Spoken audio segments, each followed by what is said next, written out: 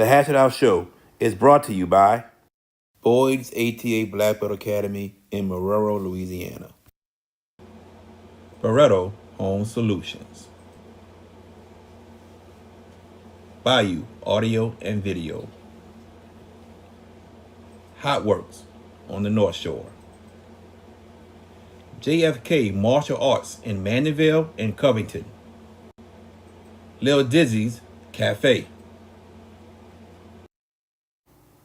Kuman of Gretna. HBP Construction and Consulting. Moe's Pizza. Buck's Snow Whiz. CC's Children Blocks. The Pierre Family in Lafayette, Louisiana. Leo Auto Glass. The Juber Family in Lake Charles, Louisiana. Dat Kitchen Restaurant in Chalmette, Louisiana. CoSource Financial Group.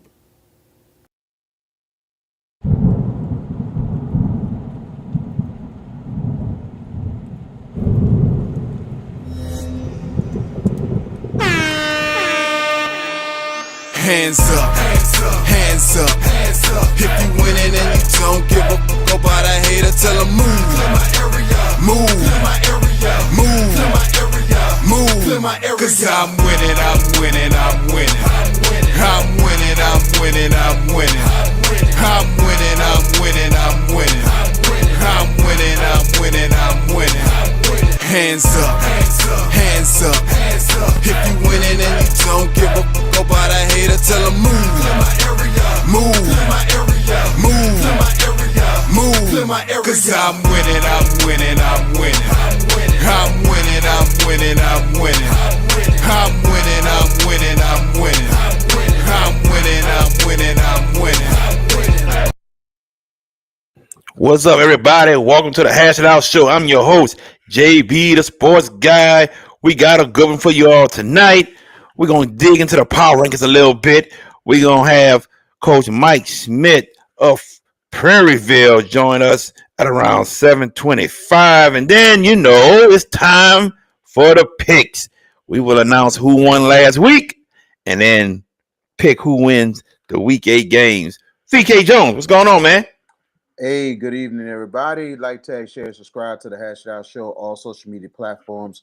And we are on X, we are on Facebook, we are on Instagram, and on YouTube on JB, the sports guy. So we appreciate everybody joining us, and, we thank you for the support. What up, Peppers? What's up, Mr. Boyd? Mr. Jones, how y'all doing this lovely Wednesday evening? Beautiful weather today, to say the least. And it's another great night of the Hash It Out Show. And I do have to say, last-minute touchdowns mean something, especially when it comes to the picks. And I'll announce that later when we get to the picks, because the last-minute touchdown in one game got one person on this panel the win last week, and probably set a record, because I don't think this person the winning percentage has been this high for 1 week. But I'm going to give homage when we get to the picks, and I'll just say that. All I know is the leader. I'll say who it isn't. It's the man with the LSU hat. 22-6 you went. I'll announce it now. 22-6. I don't want to wait. I went 24-4 last week. VK, though, St. Charles last minute touchdown against Legacy got you the win for the picks last week at 25-3. Congratulations, brother. So the standings after week 7, the standings read like this. JB, you still lead 139-44. Sterling record. But the cavalry's coming. Myself and VK, we making that late push. I got 133-50 losses, and VK, you're at 131-52. So 8 games separate the three of us with 3 weeks to go. Now, what I'm going to caution against VK is that man right there in the LSU hat might put cupcake games just to make sure he don't get caught over these last 3 weeks. He might do that. We'll know. We gonna know. I'm just kidding when I say that. I am just kidding. But looking for. And I'm just playing with Jared. I'm just messing with I know you. you are, buddy. I know I, I it's all to the good. I think But so looking, far this season, there has not been too many cupcakes because the way this oh, season been wait going, till the next 3 weeks, dog. He gonna we'll, put some. we'll see. But I gotta give JB some credit. I There do. has not been too many cupcakes this year, and that's I been agree. challenging us. So I got to give a lot of props to JB, regardless of the fact of me winning this week. I got to give him props on the picks, man. He been really But challenging us. I We're I starting to I look do. like under the lights more than anything else with these games. Well, I do have to give you big props because I don't think in the 3 years that we've done this, 25-3, that is got Yeah, to be the highest that's doing percentage. good. Yeah, I that's mean, doing that's good. that is well. We all did very well last week. 24-4 for me. 22-6. So between the three of us, we lost 13 games last week. And for me, the one game that I lost that I goofed on to, I would have made three up on JB and I would have tied UVK was I took a little bit of a reach on Central last week against Catholic. I shouldn't have done that, but that's the one game I kicked myself when I looked at the square, the picks. But we got an interesting lot of games later tonight. Great show, and don't forget tomorrow night, 6:15 pregame, 6:30 kickoff. In the words of VK, JP rules, right? Apply Yeah, tomorrow that's what he night. says. Yeah, JP rules. John Everett, East Jeff. Yes, indeed. Stay tuned. The Pelicans play tonight, so you have no reason not to tune into us tomorrow night. Pelicans and Grizzlies. I think they're playing right now. Yeah, they're playing Uh, right now. okay. All I'm gonna say is, ladies and gentlemen, VK Jones will not win the picks for week 8. Just let you know Oh, that.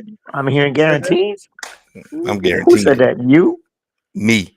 He ain't winning. Oh, bet on it, Nah, VK. nah. I ain't saying nothing, bro. 3 weeks Man, left with an eight I eight ain't saying game nothing. lead. I ain't Um, saying nothing. I'm not saying nothing. you were in the beginning of the year. I'm not saying nothing. Yeah, well, you ain't saying nothing now because you what he said know. about week one. He said about week one, though. Yeah, he lost. All right, let's move along. I'm here now. Let's So it's all Let's good. get let's get to the power rankings. Let's talk about this a little bit before we get Coach Mike Schmitt on here at 7:25. And which one I got first? Oh, there it is. We have non-select up first. Let me get it back up. There we go. And as you can see, Ruston 1, West Monroe 2, Parkway 3, Washita Parish 4, Northwood Street 5, Terrebonne 6, Southside 7, Zachary 8, Neville 9, Denham Springs 10, Destrehan, Hornville 11, 12, Thibodeau East Ascension 13, 14, Central 15, Manaville 16, Dutchtown 17, Prairieville 18, South Lafourche 19, St. Amand 20, Westgate 21. Like I said, expect Westgate to move up. Airline 22, Slidell 23, Chalmette 24, North Shore 25, Salmon 26, Covington 27, Natchitoches Central 28. Fellas, do you think HL Bourgeois or West Washita still has a shot to move up into the playoffs? VK? Of course they do. Of course they do. They got a couple more weeks to go. They got to really, you could say, really win out to have a chance to move up and everything else. I think if Covington finishes strong, they'll be safe, especially at the 27th spot, especially with the district being pretty competitive and strong in itself. But I think both West Washita and HL, they do have a chance. They just got to really win out and see what happens. Peppers? I mean, there's a puncher's chance, but look at what they played the last 3 weeks, too. And Covington, let's talk about that for a second. That was an important win last week against Slidell, 28-7. That cemented them into the playoffs, into the right side of the bracket. But for the teams on the outside, Bourgeois and West Wachita, yeah, they've got a shot, but it's a matter of what they do. And then, of course, the schedule of non-district, what those teams do. Again, these are very, I don't want to say meticulous, but the way they do this, it is very meticulous. Points and everything, every point matters. So what your non-district schedule does is paramount. But you got to handle your business on the field too. Bourgeois, after a strong start, has fallen off. West Wachita is in a rough district. Um, yeah, they got a chance. I mean, will they get there? I mean, it's really just a matter of how things are going to really construct themselves here in the last 3 weeks.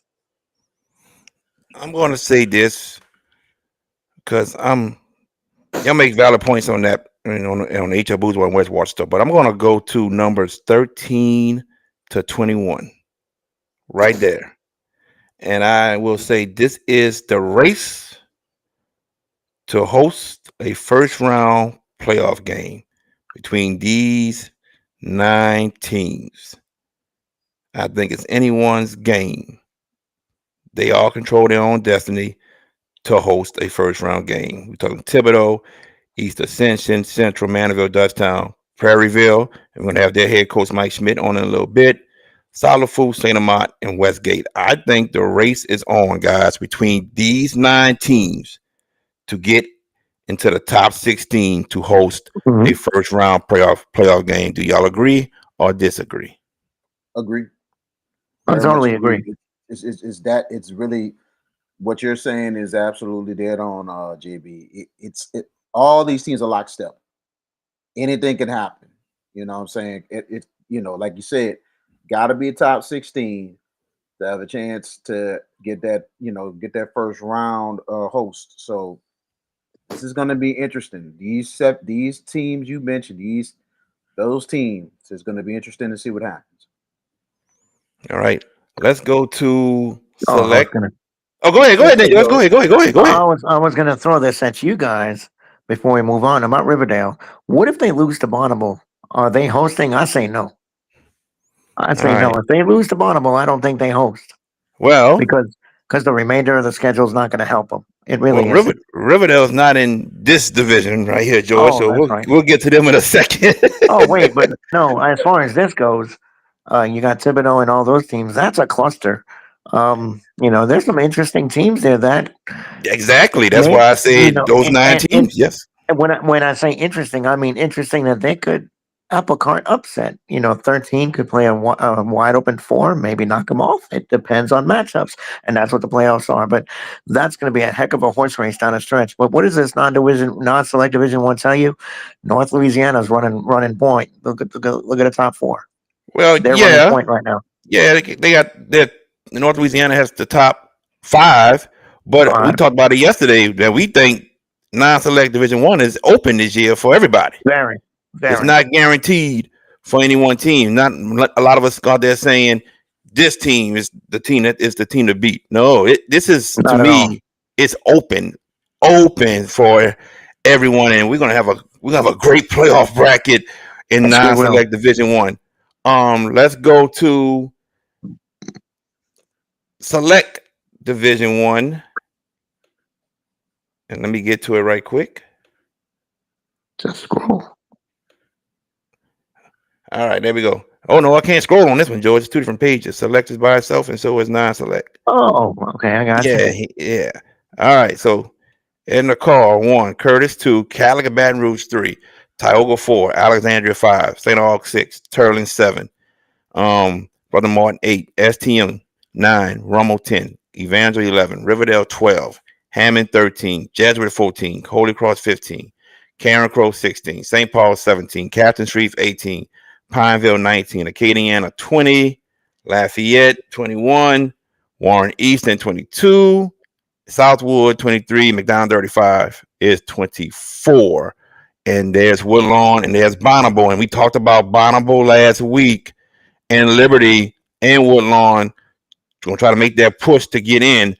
But I want to answer George's question first because he asked about Riverdale. I think I said this yesterday. I said Riverdale is number 12, and they have the lowest strength factor out of all 36 teams in Select Division 1. And I said if it comes down to them in Bonneville, and if Bonneville was to defeat them for the district championship, I said I think due to their low strength factor, they may drop some spots to where they don't host the first round game. I think we saw that last year, VK, because they were like 14 and 15, and then the loss to East Jeff, they dropped. And then they lost the following week to Bonneville, and they dropped to the 20s to where they had to go play McDonald 35. I'm kind of thinking it's the same scenario if they happen to lose to Bonneville in the last week. But that's not to overlook the 2 teams that got to play before Bonneville also. But that's to answer your question, George. Sure. Yeah. So your thoughts about Liberty, Bonneville, Woodlawn, and Baton Rouge trying to make that push, VK? Well, Bonneville's situation here is different than East Jeff's because now they're on the outside looking them. Remember when East Jeff beaten Riverdale, they not just won the district, they hosted a playoff game and got a win. So that's the only difference. This time, Bonneville's on the outside looking in, and they have to win the district to get in. So that's the thing that's what we're looking at for in this scenario. But like you said, Riverdale's got to control their own destiny. You look at Liberty.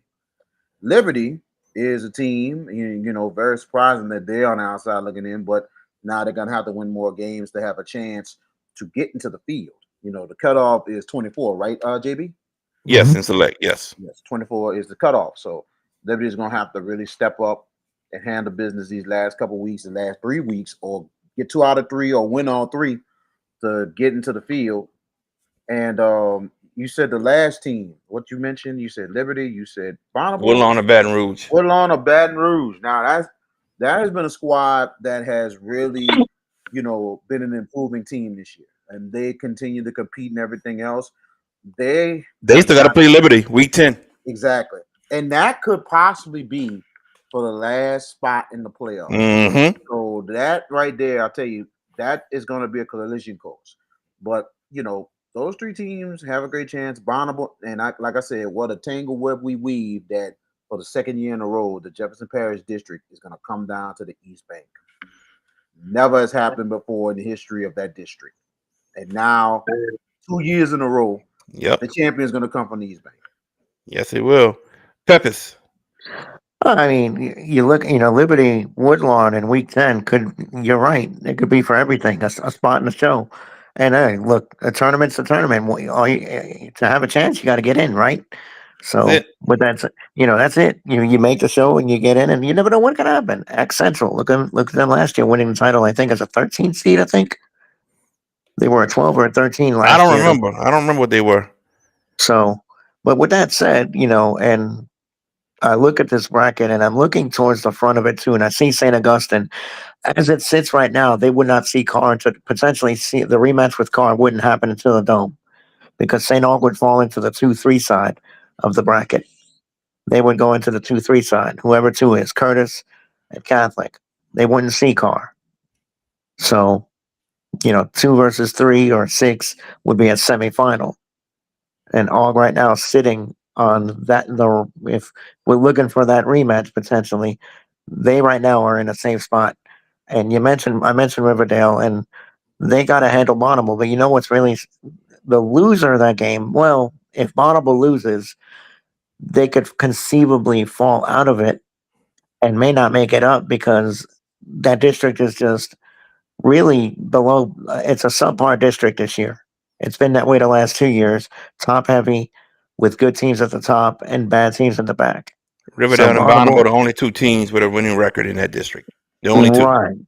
Right. And that is a very bad portent going forward for the loser of that game, more so for Bonneville, because Riverdale, Riverdale safely in, no matter what happens.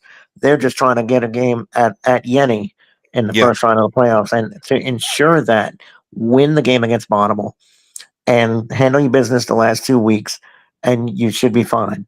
Do they climb? Probably not, because again, the power numbers and the way the computations work, and especially with the low SOS, strength of schedule factor, it's not going to help them.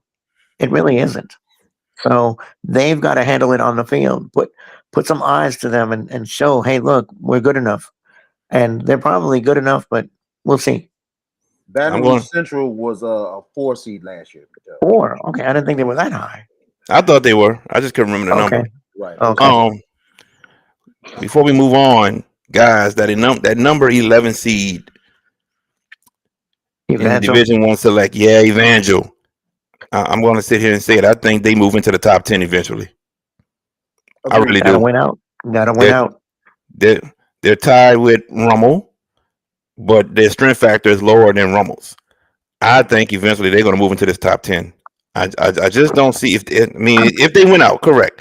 I just don't see how they don't it doesn't happen. I think they will move into this top 10, and that'll be a team that some people may not want to see. Pop Houston coming to town, ladies and gentlemen. Just letting y'all know. The defense is getting better, JB. They are. They're starting to play a little bit better. Yep. Don't sleep on them. Oh no. Here you have it right here, guys. Division 2 select. And I'm not going to go through all of the teams because we got to get Coach Schmitt in here in a few minutes. But quickly, very quickly, everybody, from 10 on down, who do you guys think is the most dangerous team from 10 on down? Good question. I gotta say Kennedy. Okay, you say Kennedy. Okay. Peppers? You stole my thunder, VK, but yeah, because Kennedy is starting to find an identity offensively. Remember, they replaced a lot of skill coming into this year. Defensively, we knew they were good. They've gotten better. Offensively, they're starting to real coordination, starting to find an identity. And Linares LPH, last I checked, knows how to win. I think Kennedy could be a problem in the playoffs. Do they have the temerity to go deep like last year? I think they could win a game, maybe two, with the potentially right matchup. But do they have the thing to go to Thanksgiving? I don't know. But I think Kennedy could be a very dangerous proposition for somebody in that. But you know who else? I look at number. I think. I'm sorry. I just completely. You know what? No, I'm trying to sell somebody else, and I really can't. I think Kennedy would be the one I'd lay the eggs on for a potential run. Okay. I would put it on Kennedy as well. I would think Kennedy be that most dangerous team, but I also look at Struma. Look at Struma as well. I know they lost to Landry, but Landry is a very tough team, and they're playing good ball right now, and they're ranked 24th. And Landry trying to move up some more spots. But I would say Struma as well as that other team that maybe can give somebody a little run for their money. But definitely, we all know about John F. Kennedy. We definitely know about John F. Kennedy for sure. And if the Power Rankings were to stay like they are right now, that second round matchup, Madison Prep hosting John F. Kennedy, take my money. Just saying. Just saying. I'm just saying, man. Take my money right there, man. Woo. Road trip? Hey, it could be. It could be. Exactly. Yep. Austin Tyler says no one wants to travel to Evangel. Yes, that's correct. But Evangel, it depends where they finish. If they finish 9 to 16, then the second round, they're on the road. Top 8, down home, a bye, and then host second round game. All right. That is it for Power Rankings for right now. That is it for Power Rankings right now, ladies and gentlemen. Austin Tyler says Madison Prep is the team to beat in Division 2 select. I hear you, bro. I hear you. All right. When we come back after this commercial break, the head coach of the Prairieville Hurricanes, Coach Mike Schmitt, will join us right here on the Hash It Out Show. Don't go anywhere, everybody. What's up, everybody? Me and VK Jones had to come to Little Dizzy's. Yeah, well, VK, man, wasted no time, and he loved the fried chicken and the dirty rice from Little Dizzy's. Look at what I had. Yes, indeed. Oh, y'all know I love candy yams. Oh, yeah. That fried chicken was one of the best I ever had. And just like how Miss Arkisha Baquette says it, come to Little Dizzy's, where the food is always hot and it comes straight from the pot. Are you in need of a new windshield? Leo Autoglass can help. For 20 years, Leo Autoglass have been servicing the New Orleans area with windshield replacement and auto glass repair. Give them a call today, 504-301-8353. Hey y'all, this is Jen Hale from Fox Sports. You're watching the Hash It Out Show with JB the Sports Guy, VK Jones, and George Peppis.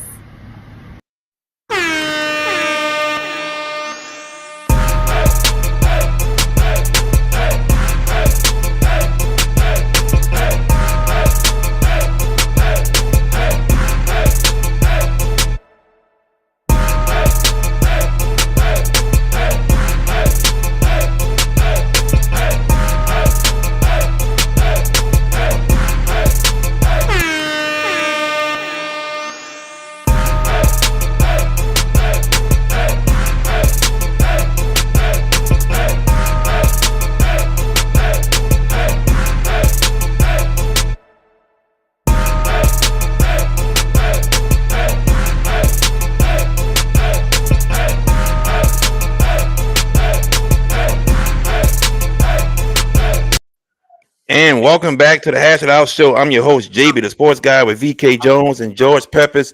Our next guest, he's the head coach of the Prairieville Hurricanes, and right now his team, they are rolling. They are on a 3-game winning streak. We have the one and only coach, Mike Schmitt. Coach, how you doing? And thank you for joining us tonight. Absolutely, man. Thanks for having me. Yes, sir. Let's get into it, Coach. You guys are on a 3-game winning streak, like I just said. How have you been able, during this 3-game winning streak, how have you been able to keep your team from facing complacency and keeping them motivated at the task at hand of winning each game? It's a good question, man. You know, we started only a year ago. This has only been our 17th game ever in the history of the school. And so we got a lot of young dudes out there. And I think sometimes it's just really, I don't even know if they even know what the hell's going on. I think they just kind of playing, you know, and enjoying what they're doing and having fun and getting better. We've played some big games. And so we only have really 7 seniors that contribute heavily. We have another 4. So we're really full of sophomores and juniors. And like I said, they came from other schools just last year. And so I think it's just kind of been a whirlwind right now. And they just kind of playing, man. Good deal. You guys played Parkview Baptist, Walker, and East Ascension. Those were some close games. 1 possession score wins for you guys. My question is, how impressed were you in those games by your team's mental toughness? It's been that way, you know, especially the last 3 games. We won all 4 of our home games, you know, which was really cool for us. And I mean, we got a beautiful facility. It's all brand new. And so them kids feel real comfortable at home, playing at home. And, you know, each game had to be a different kind of victory. You know, we beat Parkview. It was just kind of a battle game. You know, they beat us, I think it was 53-6 or 13 or something bad last year because we had just started everything up. So it was just a battle game for us. And then that's when we kind of developed some mental toughness because we had to come back and win on the last play of the game on a slant pass in the end zone with 2 seconds to go. And then, you know, we lost a couple of games that we just had tons of turnovers. It didn't play great. And then when we went to play Walker, we got up on them and they came back. And we had to win to kind of win the game in that one as well. And then EA, we just played really well. EA's a hell of a team. Got a bunch of dogs on there and can play. And we were able to get up on them and kind of keep the momentum in our favor and not let them get rolling. And so we kind of handled that game well. And then this last game, we beat Live Oak. Defense had to knock a pass down with no time on the clock in the end zone to win the game. So, again, these young men, they're just real young. Like I said, they just kind of play and they start to believe in themselves and the coaching staff too. Again, it's just there's a lot of stuff been happening the last 4 weeks. You guys set many goals throughout the season and before the season, and that's being playoffs, state championship, district championship. But my question to you is, what will be the defining characteristic of this team for the rest of the season? So when the season started, everybody asked me, you know, because last year we were 2-8. We had beaten Thrive and St. Thomas Aquinas, and it was just, I mean, we got shellacked in all the other games. It wasn't very pretty. And so people were asking me, you know, what was going to be the measure of success. And for me, it was just going to be improvement every week. Where we're going to get better, where our guys going to develop, and how that was going to work out for us. And so now, you know, all of a sudden we're 3-0. We're tied for the league district amongst like 3 or 4 teams. We're 3-1 in our district right now.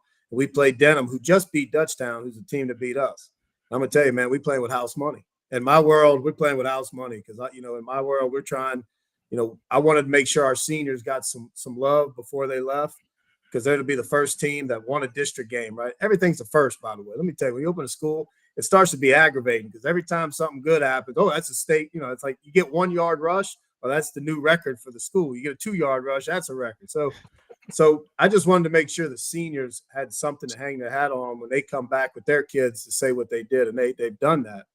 And so to be 3-1 in district and have a chance to play a team like Denham Springs, who is monstrous, and compete, man, I think we're playing with house money, and that's kind of what we're playing with this week. Is we just feel like if we can just go out and have fun, we got nothing to prove at this point, and the guys are playing well, and we got guys playing fast. Our quarterback's playing fast, and defense was able to slow down a pretty high-powered Live Oak offense.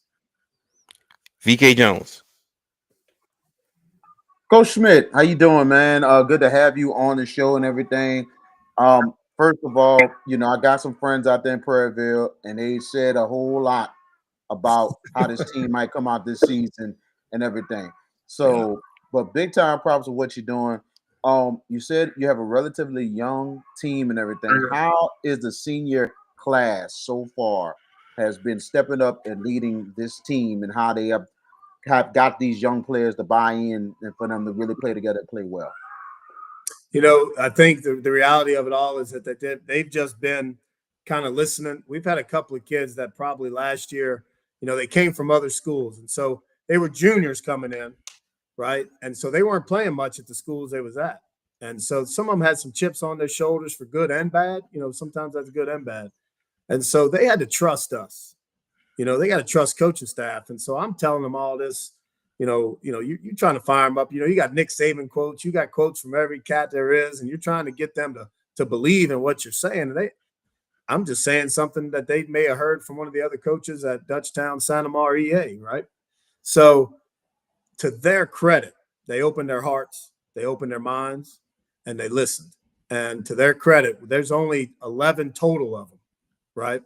And so they were able to kind of just do the things we asked them to do and take on a leadership role that they weren't taught because they didn't have seniors to teach them. Last year we had 3 seniors.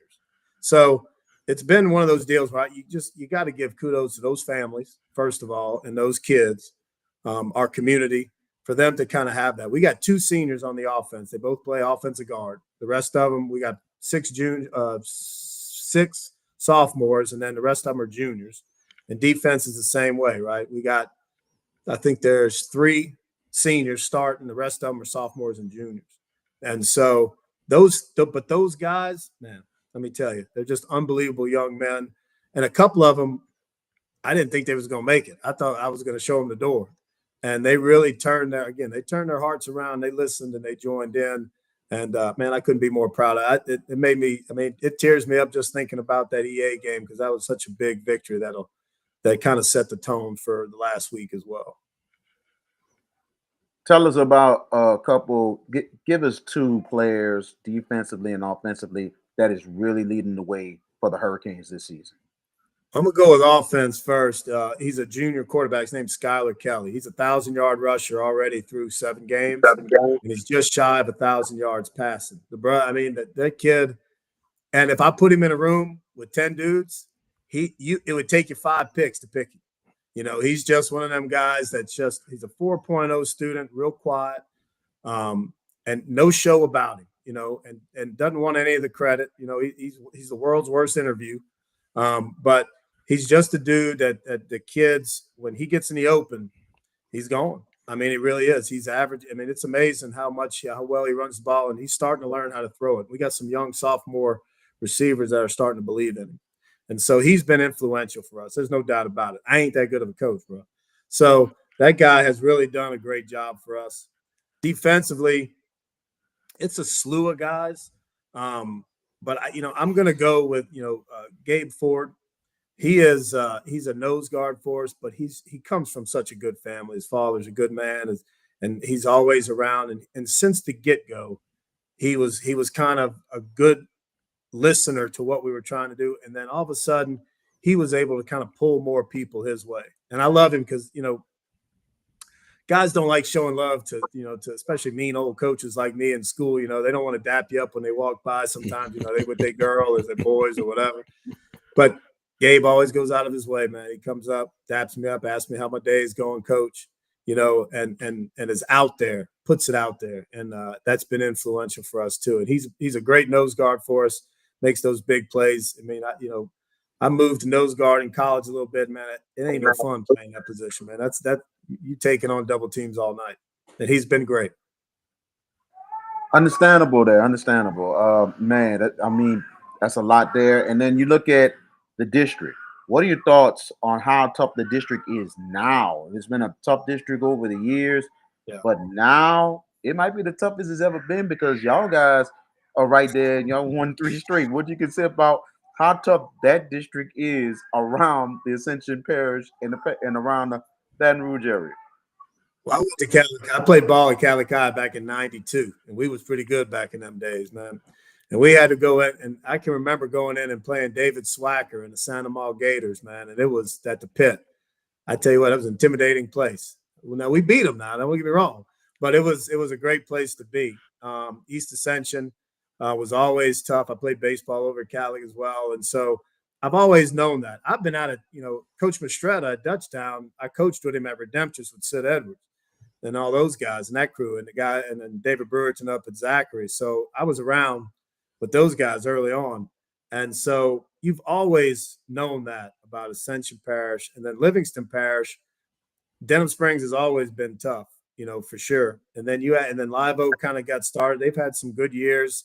I actually coached at Live Oak after Hurricane Katrina. I was down in Buras during Hurricane Katrina when it got wiped out before South Plaquemine was going. Cyril Crutchfield was down there at Sulphur, and I was down in Buras, and I got to know Cyril pretty good back then.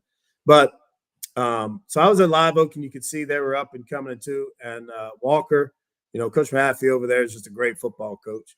So the district itself has shown out that it is a tough place to be a part of. And, of course, Santa Maul has always had that lure of being Santa Maul, man. You go back up in there, and it's a little intimidating just driving back in there through all them woods and swamps. So the district, again, for you to ask me that question, where we are in the development of our program, it is something that I think, a lot of people don't understand. It's one of those deals where you kind of beat each other up. You get in the playoffs, and sometimes you don't follow through as much as you should. And Dutchtown, a couple of years ago, had Zachary up against the ropes, up in the semis, and again, always in the playoffs. Everybody has shown out on that. So it's a tough district to come up in, and but I think that's why we're kind of moving along fast, is because it's either that or or have a whole lot of Band-Aids ready for you at home when you get home. Last question, Coach, and I'm passing to George Peppers. The atmosphere, how it's been so far with the atmosphere, year 2 of this program and everything. You say you got new facilities, stadium, your own stadium, and all that good stuff and everything. How it's been with the school and also the fan base? So, Sam, it was 4-0 at home. I mean, it's a beautiful place to come play. We got, how it is. We got now. Again, we don't have a full senior class yet, but we still got 1,700 kids in the school. We'll be over 2,000 the next couple of years. So our band's got they got 3 times we got on the football field. So, but the administration and the community support from our booster club and the people, and they just, when you got your name of the town is sitting on your field house that overlooks your football field, that's a big deal. And so we have a ton of support from our community. Everybody has been great. And again, that we're 4-0 at home this year. That was our last game. We had it's a long story, but we got 6 away games, but for the second year. But I'm gonna tell you what, man, the atmosphere is great, and that's really what's helped us lead these last 3 games. I'm anxious to see how we do taking this show on the road and having to go play Denham and Santa Maul, away from home, because it's a beautiful place, man. And the band is great, cheerleaders. We got everything you would think of in a 5A program. It is a fun place to play. George Peppers. Coach Schmitt, first off, thank you for echoing my co-host sentiments. Thank you for joining us, taking the time out of your busy schedule. And I got to congratulate you, man. 2nd-year program. You guys are in the teeth of this district race and against some pretty proven veteran dogs in that district. And for you guys as a second-year program, man, congratulations and best of luck going forward. My first question, I want you to take us through the process of building this program from scratch. What was it about Prairieville that lured you to that area and knowing it was a brand new school, building it from scratch. What was it about Prairieville that attracted you to that facility? That's another good question. I'm gonna keep it short, but it's a long story now.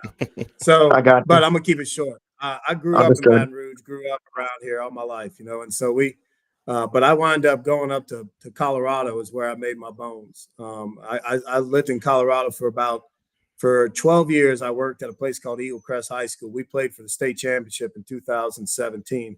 It's a suburb kind of inner city school, very diverse.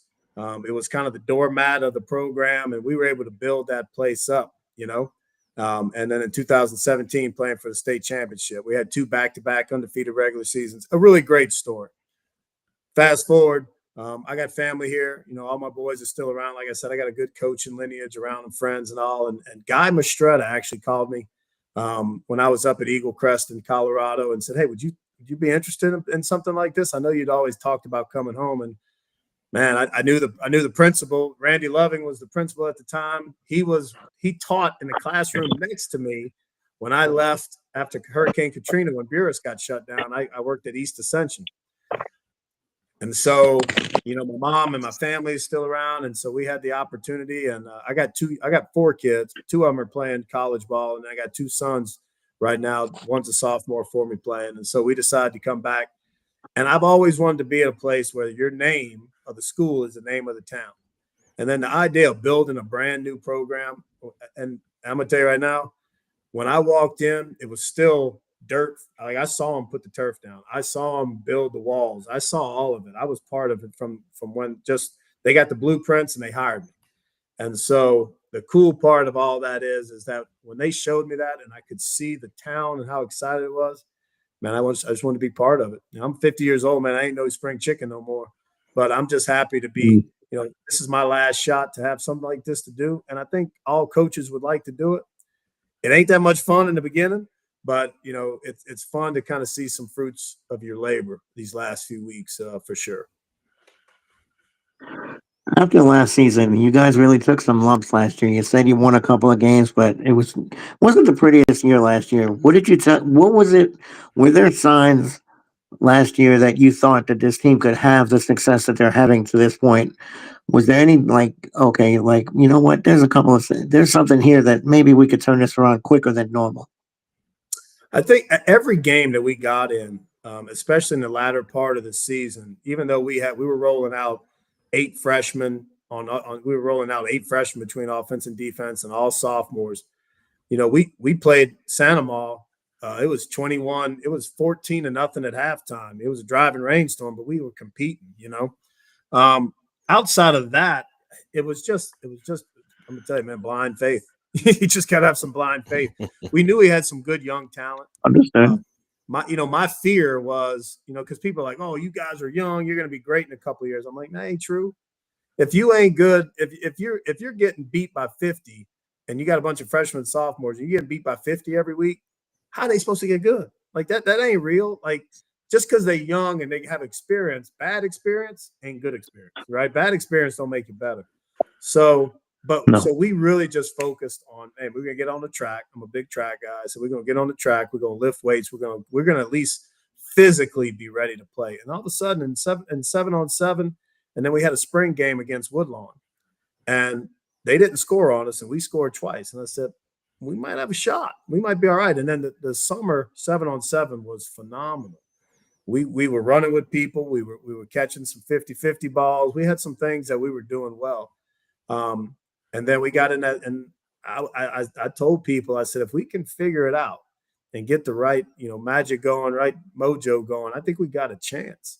And it's just kind of built itself over and over every single week. And so now we got a bunch of young guys with a chance to play for a district title, right?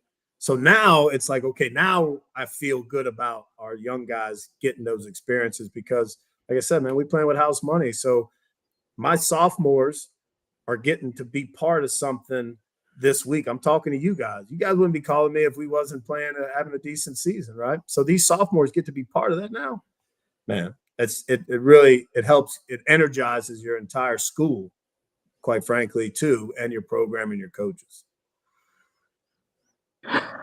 You have a couple of tough games here in the next 2 weeks. Denham Springs and St. Paul away from home. It's going to be a riveting challenge for sure.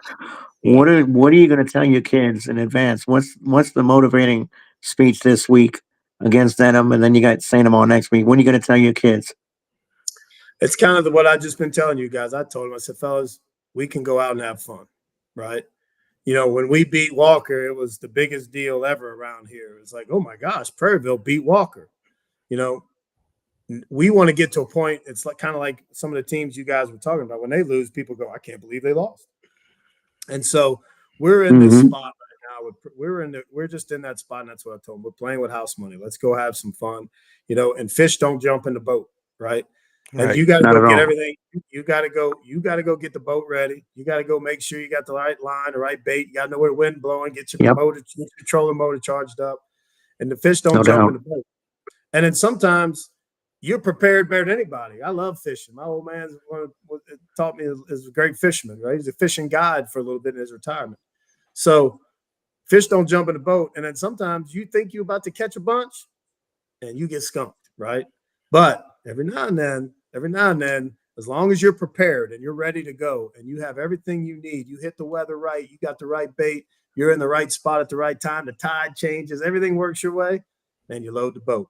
Right. And so that's what we're telling them. You know, it's the fish, fish ain't jumping in the ice chest, man. We're going to have to go put the line out and keep playing. But at this point, we're just going out and having a fun fishing trip. I like that analogy a lot. Last question. You guys are eligible for the playoffs, right? Even in your second year, correct? Yep. Okay. For sure. What is the absolute? I know everybody's going to say winning a state championship, but what would you constitute a successful season for you guys at Prairieville? What would be say, you know what, this was a good year, we could build off of it? What would be that zenith? And that's my last question. Being on the Hash It Out show, man, that's would be the highlight of my season. That's what I'm talking about. Yes, sir. That's right. Talking to you seriously, like being able to represent our school, and my boys that I'm so proud of. And being able to talk about this kind of stuff. I think, like I said, man, we have achieved what I thought would have been our mag. We lost to Riverside in week 3, and we're a better football team than that. And and I'm not saying we're a whole lot better than them, but we should have won that game or had a better show. And I thought the season was over. And lo and behold, we get a 3-game home streak winning. And so getting into the playoffs, being where we are right now, if all that comes to fruition, I think it's been a hugely successful season. And like I said, it's an opportunity not only for my seniors to make their mark on the history of this program, but for now, our juniors and seniors get to feel this. So next year, when we're a little bit better, it ain't the first time they felt this pressure and this excitement and, getting interviewed for radios and getting interviewed on TV. They know what it's like. And so next year we come back, we're a little bit bigger, a little bit stronger, we're more experienced. Now we take the next step as a team. And so I just, I thank the good Lord, and we're blessed right now to be where we're at. Most definitely. Coach Schmitt, we want to thank you for taking time out your schedule to join us, and we want to wish you the best of luck going forward throughout the season. Absolutely, guys. You guys are great. Keep doing this stuff, man. It's so good for high school sports and sports in general. I appreciate you guys, man. Yes, sir. Thank you. Thank you, Coach. Hey, JB, you need to save that last quote he said before. Like the biggest zenith is for him being on the I got it. I got it. Thank you, Coach. Thank you, Coach. Hey, man. Good luck. Right. Yes, sir. I actually hit the button. So, all right. That was Coach Mike Schmitt joining us, head coach of Prairieville, and Danes are looking up for Prairieville. We had Coach Brett Beard yesterday on the show, and he said, man, he said he thought year 3 would be the year, and he said right now they are a year ahead of schedule. And then you think about what he just said: 3 seniors on the defense starting, 2 on offense starting, Everybody else, juniors and sophomores. Oh my God, it sounds so scary. It sounds so scary. Yeah, for the next years coming. And then we know that being a new school, we knew about the kids that had a choice to stay at the school they was at or go to Prairieville because they lived in Prairieville's district. And some of the kids, he said, they left those schools and now they just building on the foundation, keep building and building. And man, I think, oh man, I think we're gonna be talking about Prairieville for a long time to come, especially next year, VK. Absolute. I hate that. I got it. I'm gonna keep it. I'm gonna say it like this. Like I said, I have some people I know, including family, that stay in Prairieville. They talked about it when this school was building. They talked about it. And they finally had it built. Now, a couple of my friends have their kids going to the other school on the other side. I'm not going to say what school it is, but you should have an idea, JB, a little bit because you know where the Prairieville area is. Yep. The school's not that far from it. Yep. Now, I asked him, would he send them there? He said, nah, they're already engulfed in that school. I wouldn't take them out. But I appreciate his honesty. But he did say a lot of those kids from the other school going to probably stop flocking to Prairieville because especially they start being successful. And right now they say they got 1,700 students, It's gonna grow. which is a great start for a second-year school. 1,700, and soon there could be over 2,000 students. They will be. Wow. Look, I Trouble saw. for the district. That's all I'm gonna tell you. Trouble for the district. I saw pictures of the weight room, the basketball gym, the football stadium. I was like, ooh, Lord. The picture looked good. I like to go there in person one day just to see everything. But Peppers, your thoughts about Prairieville? They're in the right hands. I'll say that, and not because he said what he said about our show, but they are. That school is they've got the right leadership. Mike Schmitt. They have already 1,700 students. You said, VK? Yes. 1,700. Yes, indeed. There ain't gonna be a problem picking people off to add some more depth to that football team. That's why they compete where they are. It'll be an interesting proposition the rest of the way. I, for one, am proud of what they've done. They've opened some eyes for us. What was it when they beat East Ascension? It was like we were in the booth doing a game, and I announced that score. I was like, guys, look who just won during a break, and you were like, whoa. And that was like an attention grabber when they beat East Ascension, who has 2 state championship coaches, Brock III and Charpentier, Coach Charpentier on that staff. And Prairieville, a second-year school, to beat them. Look, that team, they may not win against Dedham and they may not win against St. Amand, but you know what? As Coach Schmitt said, that's a dangerous proposition because they're playing with house money. And when you play with house money, you got nothing to lose. So they're going to go out there and let it all hang out, have fun these next 3 weeks, and secure a spot in the big show in the playoffs. And then whatever happens from there happens. Again, there's no expectation. I mean, people are going to start saying, what if? But the reality is this. They're a second-year program that's still going to get better. The future is absolutely bright for that school, guys. And that's a school we are going to definitely be talking about maybe this year and definitely for the next few years. They're going to be a problem, a very big problem in Ascension and Livingston and all those parishes as well. They're going to be a problem up there. Without a doubt. Yeah. I went blank for a second. I apologize. You good? When we come back, ladies and gentlemen, it is time to pick some Week 8 games. VK is going to try to repeat as the winner for a second straight week. Man, VK, you won 2 weeks this year. You tied 1 week with me, and now you got your own week by yourself, man. Congratulations. Thank you. No doubt. It ain't happening next week, though. Oh, damn. Wow. We'll be right back. Don't go nowhere, everybody. Did you experience storm damage from Hurricane Francine? Barretto Home Solutions can help. You can give them a call at 504-940-7552. At Bayou AV Security, we are your one-stop shop for all your needs, whether it's enhancing your home entertainment system, securing your property, ensuring a seamless internet connection, or illuminating your outdoor spaces, we've got you covered. Bayou AV Security, where technology meets reliability. Call us today to experience the Bayou difference.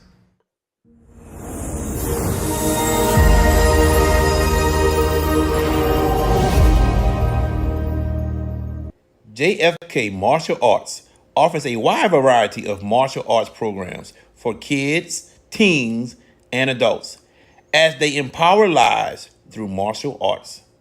Please give them a call at 985-266-0664 and don't forget to ask about their 1 week free special.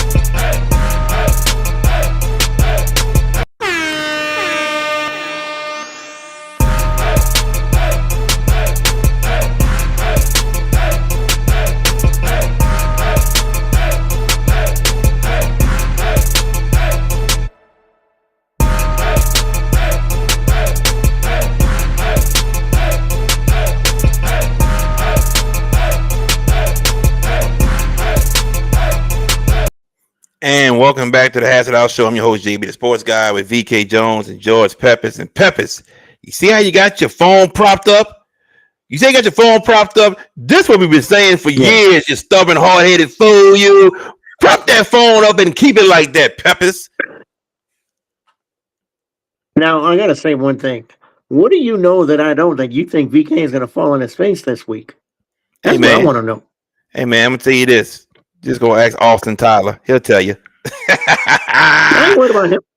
He'll give you the answer. Unless Austin is kin to Marie Laveau and the Voodoo Queen or something. Unless he's kin to her, then we shall see.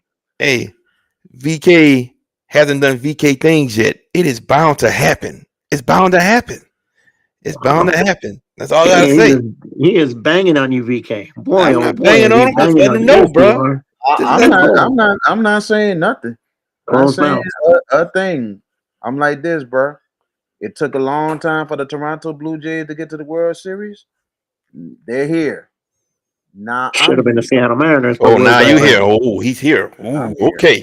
So I'm not saying nothing. All right. Oh yeah, you ain't saying nothing now. You learned your lesson. That's why. I got you. Listen, I'm getting better. So getting better. All it is, dude. All right. Okay. All it is.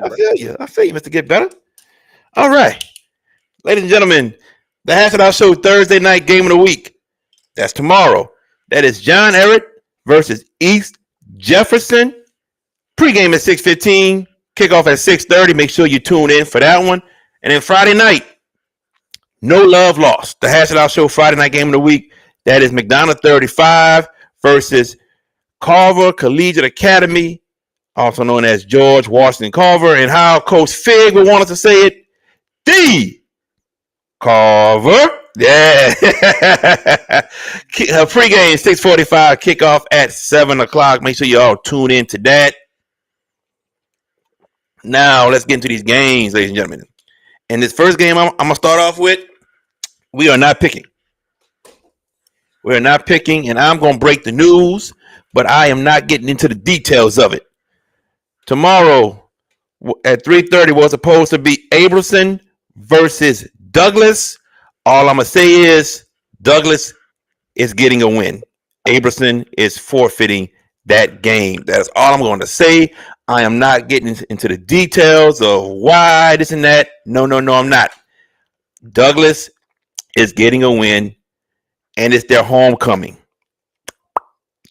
Yeah, Abelson has to forfeit this game against Douglas. Douglas gets the win, and I'm going to leave it at that because I'm not a gossipy person. What up, D-Boy? All right, here we go. So that game is off. Let's go to the North Shore. This is tomorrow. We have a meet at Albany. Who you got, VK? Meet Warriors. They'll get the win over Albany. All right, Peppers. And Meat was one of the teams that allowed me to make up ground on you last week. I'm going to ride them again this week. Give me the Warriors. All right, I got you. I got you. Give me the A Meet Warriors as well. As we all will pick A Meet. We going to Joe Brown Stadium where we'll be at for Carver versus McDonough 35. John F. Kennedy Cougars against the Livingston Wolves. VK, who's getting the win? Ooh, close ball game, but at the same time, I think Kennedy has a big second half. I go with the Cougars. All right, he got JFK. Who you got, Peppers? Put me down for JFK as well. I think this is a team that is starting to figure things out, really starting to gel, get better. Linares Page has got that team starting to click right. Livingston, solid team, but I don't think they can match up. I think Kennedy gets it. All right, I'm with George Peppers. Austin Tyler says, I'll just say we got some issues. That's all I'll say. And he's talking about Abramson. Yep, he's not getting into details either. I appreciate that, brother. I going JFK as well. I have the Kennedy Cougars and our boy D-Boy down there. He says Livingston gonna get this win. Okay. I'll be one of Coach Francois' biggest wins if he gets that win over JFK. All right, let's go to Friday night, everybody. Friday night. The 2/3 is that quick. Let's go. Yeah, I had just 3 and had to cancel one out. Baton Rouge area, Liberty put us with the biggest upset of the year, probably defeating Zachary, and now they get to play at home against defending state champs Central. Does Liberty make it another upset for a second straight week, or Central's like, yo, we're ready. We saw what y'all did, and we're not taking y'all lightly. What you got, VK? Oof. Tough one here. It's a really tough one because Liberty's playing for their playoff lives, and Central the defending champs, What's up, JT? And the scary part about that win last week for Liberty was on the road. I like what Jimmy Zachary has, and he returns this week. I'm going with the Patriots. Give me Liberty or give me death. He got the Patriots, George Peppers. Who you got? Now I see why you're saying VK ain't going to win. All right. Now I see why. And no disrespect to Liberty. Let me say this about Central, though. Are they the juggernaut they were last year? They popped up and they had the great run. And let's not forget, they got embarrassed last week. Baton Rouge Catholic whooped them 57-28 in their house. You think Coach Semino ain't going to have his team with a light of fire in there? You know what? Absolutely. This is going to be a pretty good game for a while, but I feel like Central's depth is going to show out in the second half. Give me Central. Man, great minds thinking like, because I was going to say the same thing. I think Central pulls away in the second half.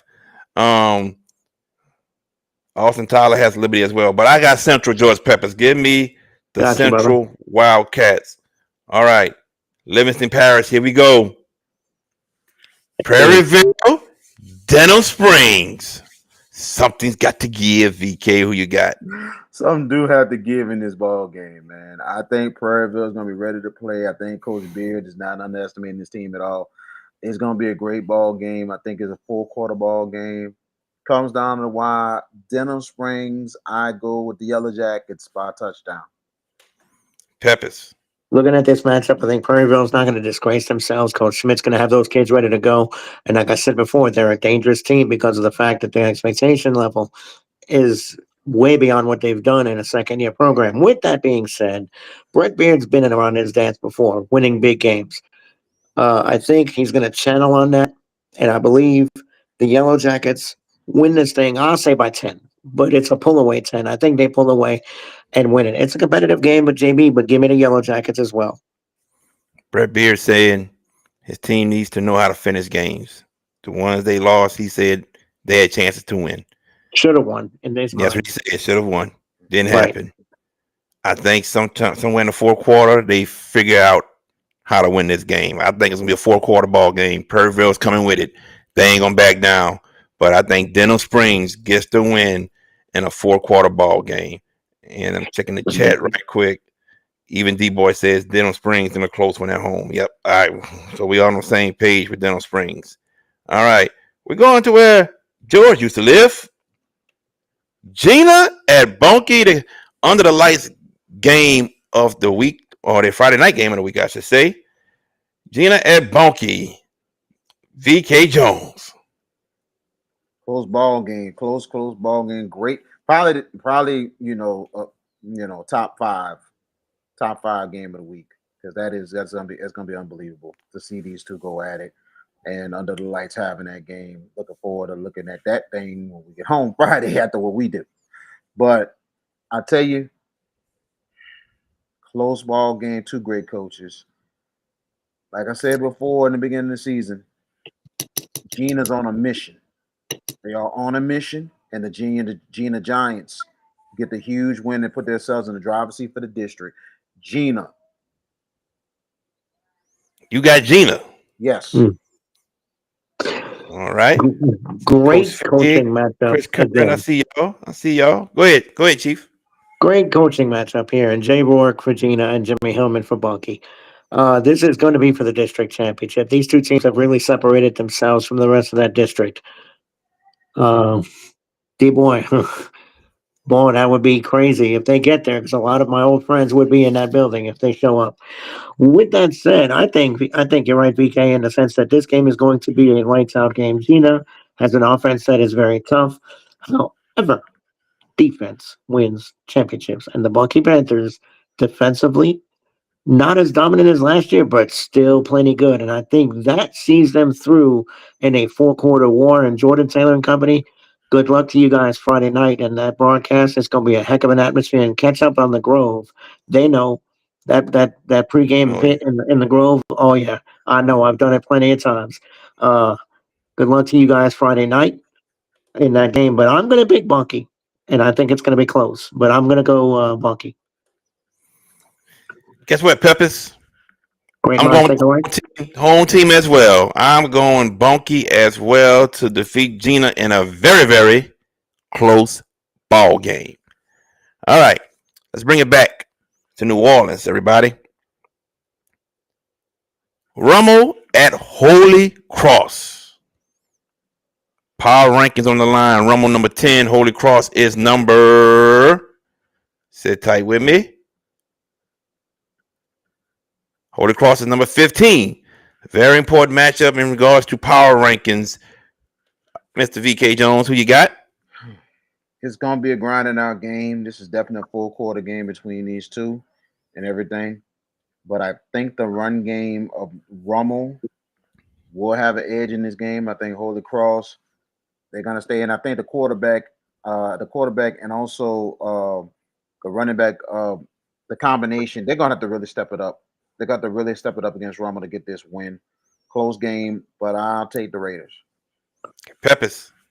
Very good game here. A lot of importance with seedings that you mentioned, JB. Rummel got humbled last week against St. Aug, but that's St. Aug. I look at that matchup, and I look at this matchup. I think this is a 4-quarter dogfight. But Scott Watney, a statement win last week against Warren Easton, but it was a turnover-laden win. In other words, they took advantage of a lot of mistakes by Warren Easton last week, not discrediting it. I'm going to take a shot here, though. I think Scott Watney's team is going to step up and pull off a character win here. Give me Holy Cross for the slight upset. Oh, boy. He got the Holy Cross Tigers defeating the Rummel Raiders. All right. Not me. I got the Rummel Raiders winning this game. Give me Rummel Peppers. Give me Rummel. Okay, got you, brother. Got you. All right. Let's go to St. John Parish. Bell Chase at St. Charles Catholic. We did this game at Bell Chase last year, and that was a close ball game with St. Charles winning. What happened this year, VK, in your eyes? I like how you did that, dog. You just went and looked at me right there. I like that. Very good, dude. That's television there. But I think this is another barn burner. Once again, just like last year. Last year was low scoring. This one is not going to be as low scoring as possible. You could get a 17-14. You might get a 20-17 or a 24-21. So I think it's going to be really, really close. Bell Chase, their biggest test so far, really the biggest test of the season. the biggest test. These 2 weeks, yes. Yes, the biggest test they have is here and next week at home against Shaw. Close game, but give me the comments. Once again, by field goal. Close game. By field goal. All right. Who you got, Peppers? You know, games like this, you look at the matchup and you look at who's played who. Look at St. Charles' schedule compared to Bell Chase. I think this is going to be surprisingly an easier win than most people think. Give me the comments by 14. VK's face like, what the hell is he talking about? That's what he's saying. No, here's why, though. No, here's why. Because look at the schedule St. Charles. I will be shocked if that game because of the fact. I understand about the schedule, George, but you look at those players on that team. You're going to discredit. I'm not. You are, because you just said no. You are. You just said Bell. You just said they talk about 14 points. That's what you just what said. I think. They play. Look what they played. They played way better teams than Bell Chase. Look, I agree with you on that. I agree with you that they have played better competition. They have. But at the same time, that game was close last year, and Bell Chase returned the same players. So if you think it's 14, that's you. That's what you think. Okay, that's what you think. We'll see. I'll be shocked if it's about 14 or more. I'll be very shocked. All right, my turn. Go ahead, dude. I got St. Charles Cali by 17. There we go. St. Charles Cali by 17 over Bell Chase. Over Bell Chase. I'm like this. All three of us is picking St. Charles. But I get it. All three, that behind the line, all three of us picking St. Charles. These two picking about big points. But if St. Charles win, by field goal and whatever, you're still not gonna give Bell Chase credit. So it is what it is. No. Listen. Hold on. Yeah, we'll give them credit. The game might be close for halftime, and St. Charles pulled away with a 17-point lead or 14-point lead. I just think St. Charles at home gonna get this job done. I just think they're gonna win. I can understand. Oh, I could just be saying 17 points to put more fuel in the fire. What George always say? Get VK mad. Nah, make VK mad.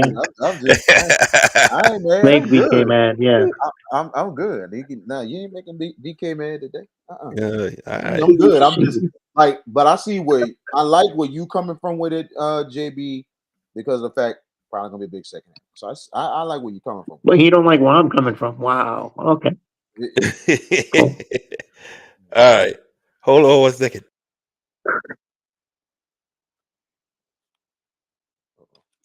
All right, I'm back. Excuse me. I'm good. All right. Here we go. Troy Narcisse, St. Charles by 10. JB over there loving this. Yeah, I sure was. Don't go Stephen A on skip, VK. D boy. Oh Lord. Yes, indeed. Oh boy. All right, let's go to the next game, y'all. I got it right there. What? This game scares me. It does. Country Day at South Plaquemines, y'all.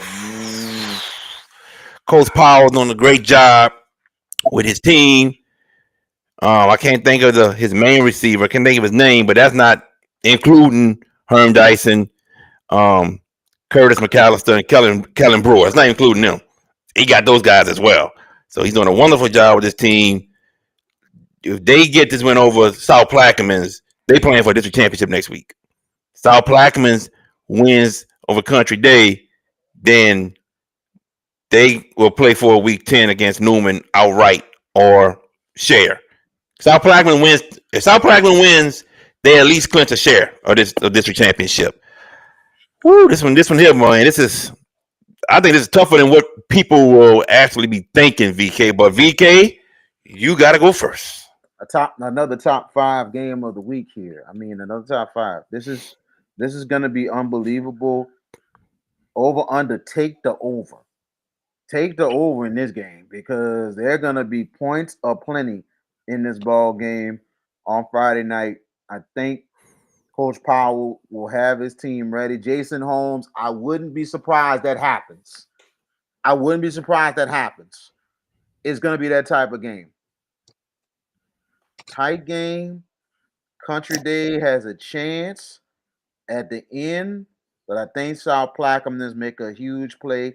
Wouldn't be surprised. It might be a kick six and take it in at the horn. South Plaque by that much. All right, you got South Plaque, GP. Who you got? I feel that. Country Day has had a heck of a bounce back, haven't they, with Ben Powell first year?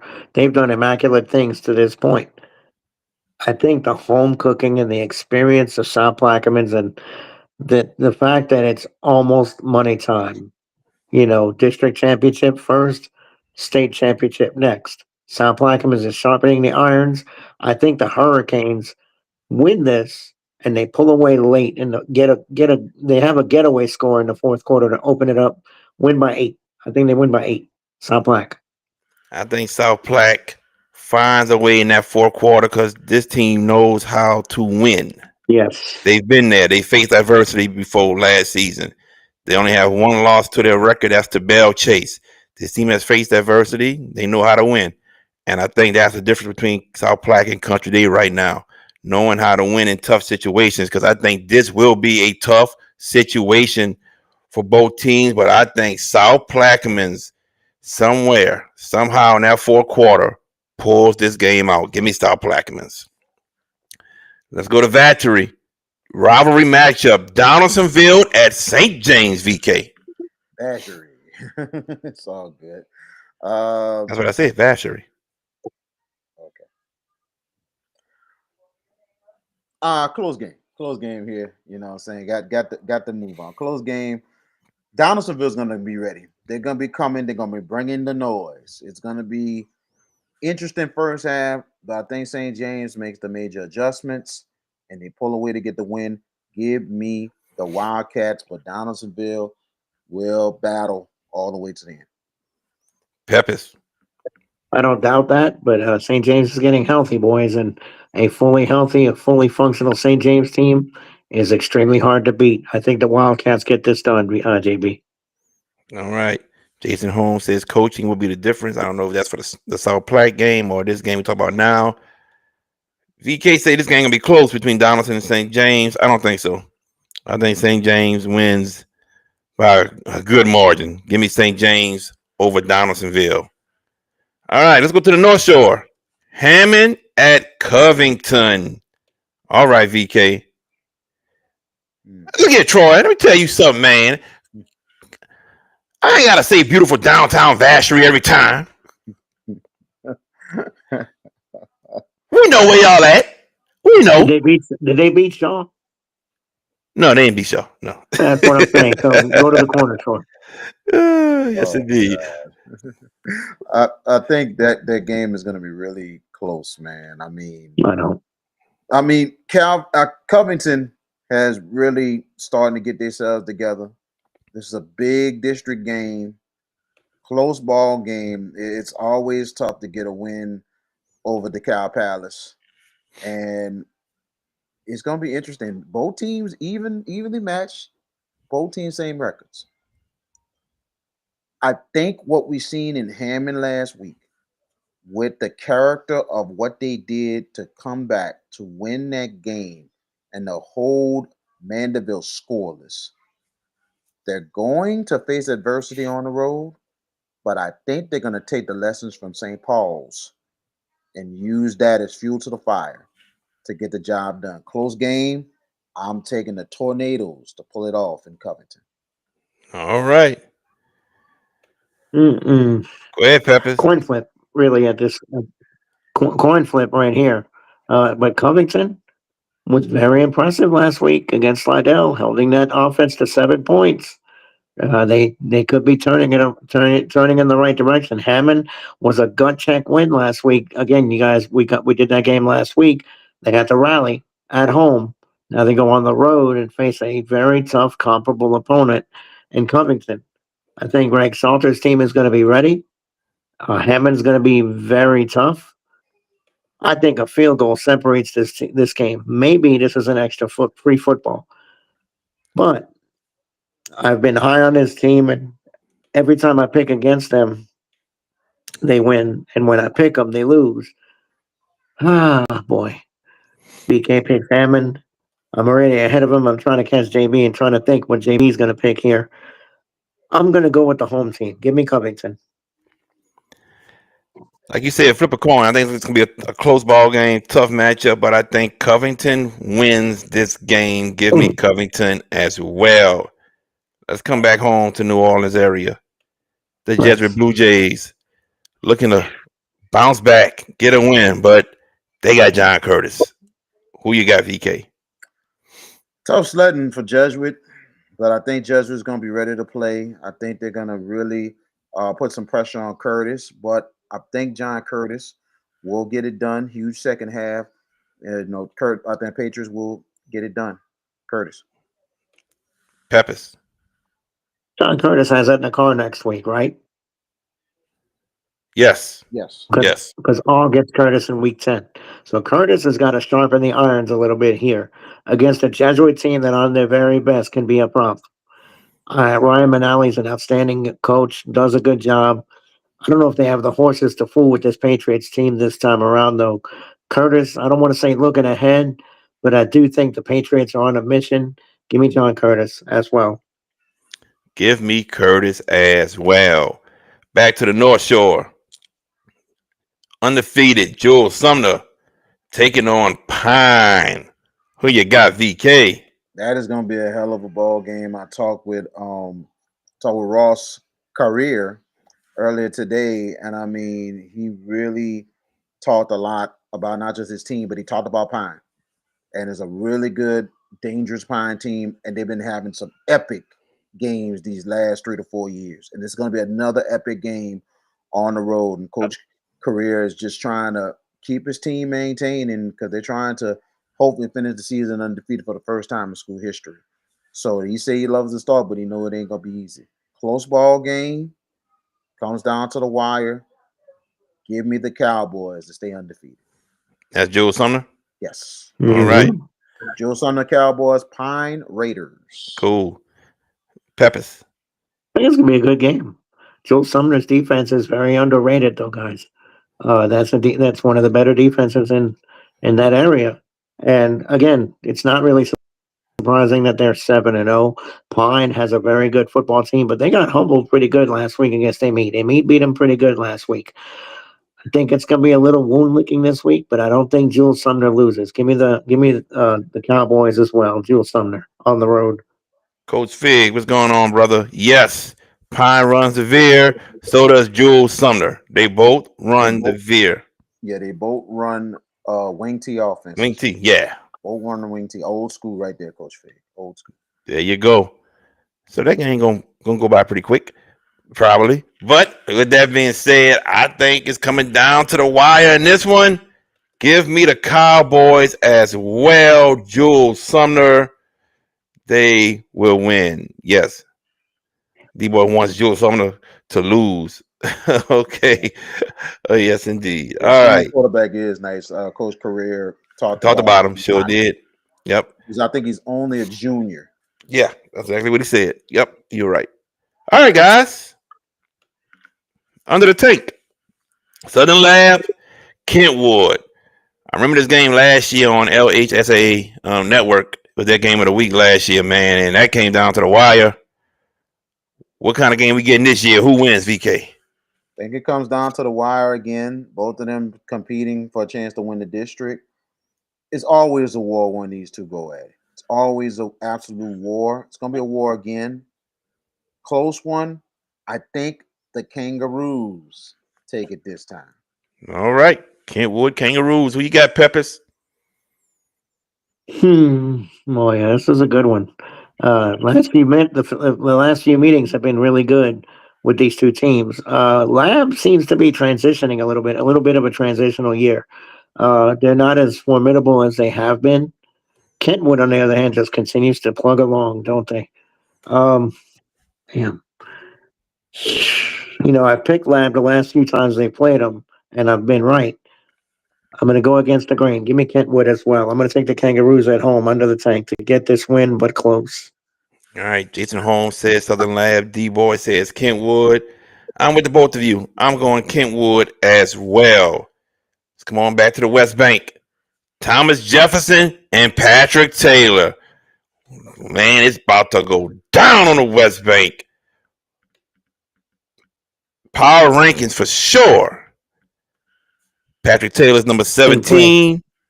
Where's Thomas Jefferson? Are they Division 3? Thomas Jefferson? I think they're possibly Division 3. They are Division 3. That's right. Because the De La Salle game last year. Okay. So they both are ranked inside the top 24. Thomas Jefferson looking to get this win to move up some. And Patrick Taylor, number 17, trying to move up also to get a home game. All right, VK. Who wins?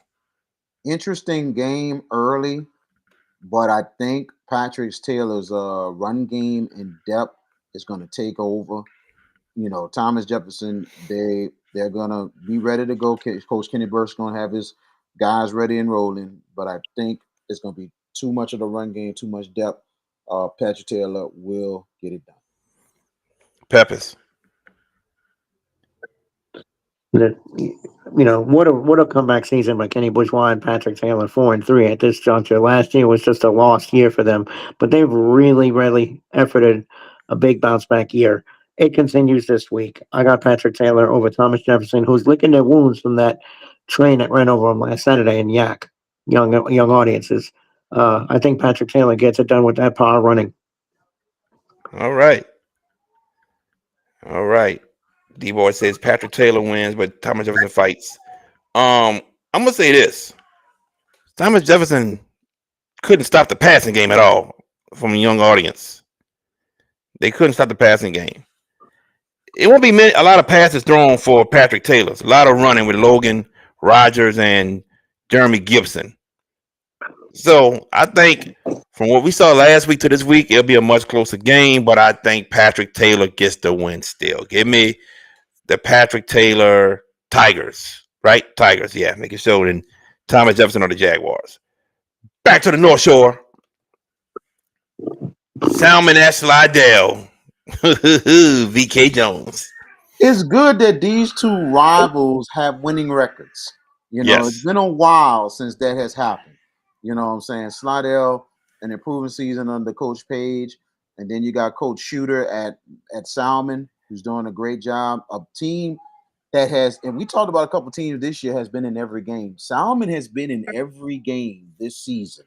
So this is a good squad.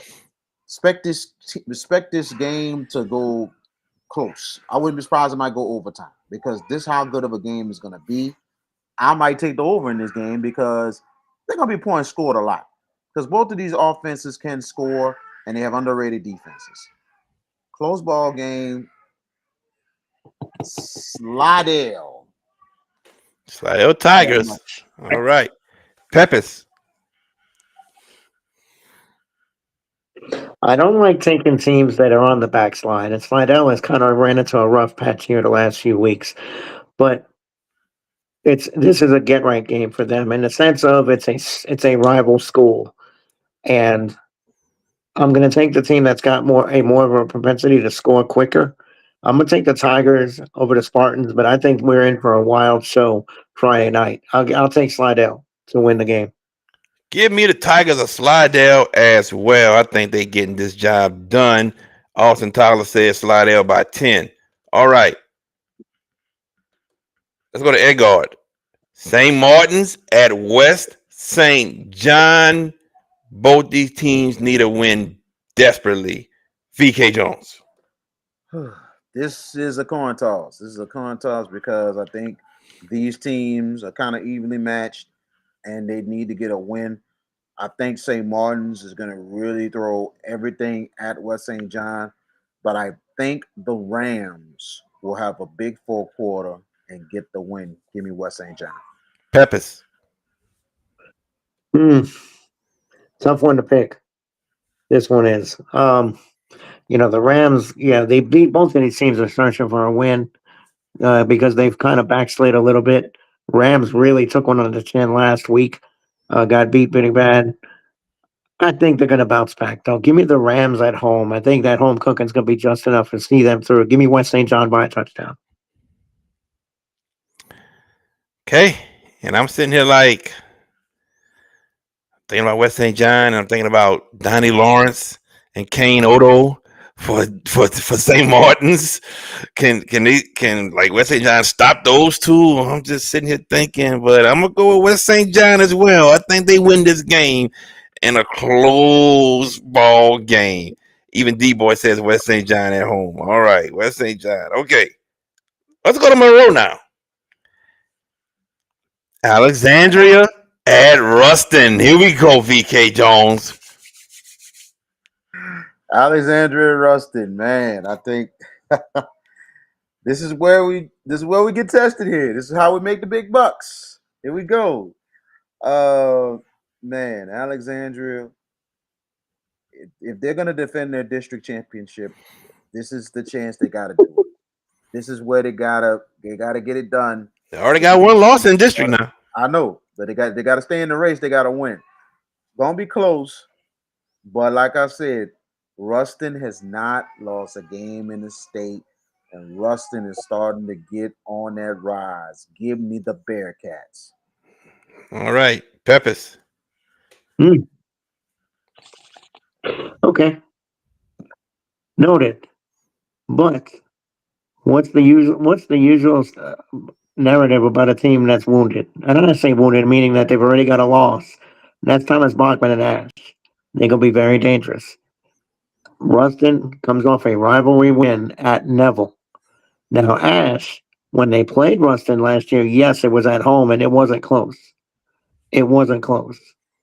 It really wasn't. And that was with Joshua Brantley last year in that senior-laden group. Ruston is a little younger. I'm going to take Ash. Give me Thomas Bachman in that group. I like Ash to upset this team.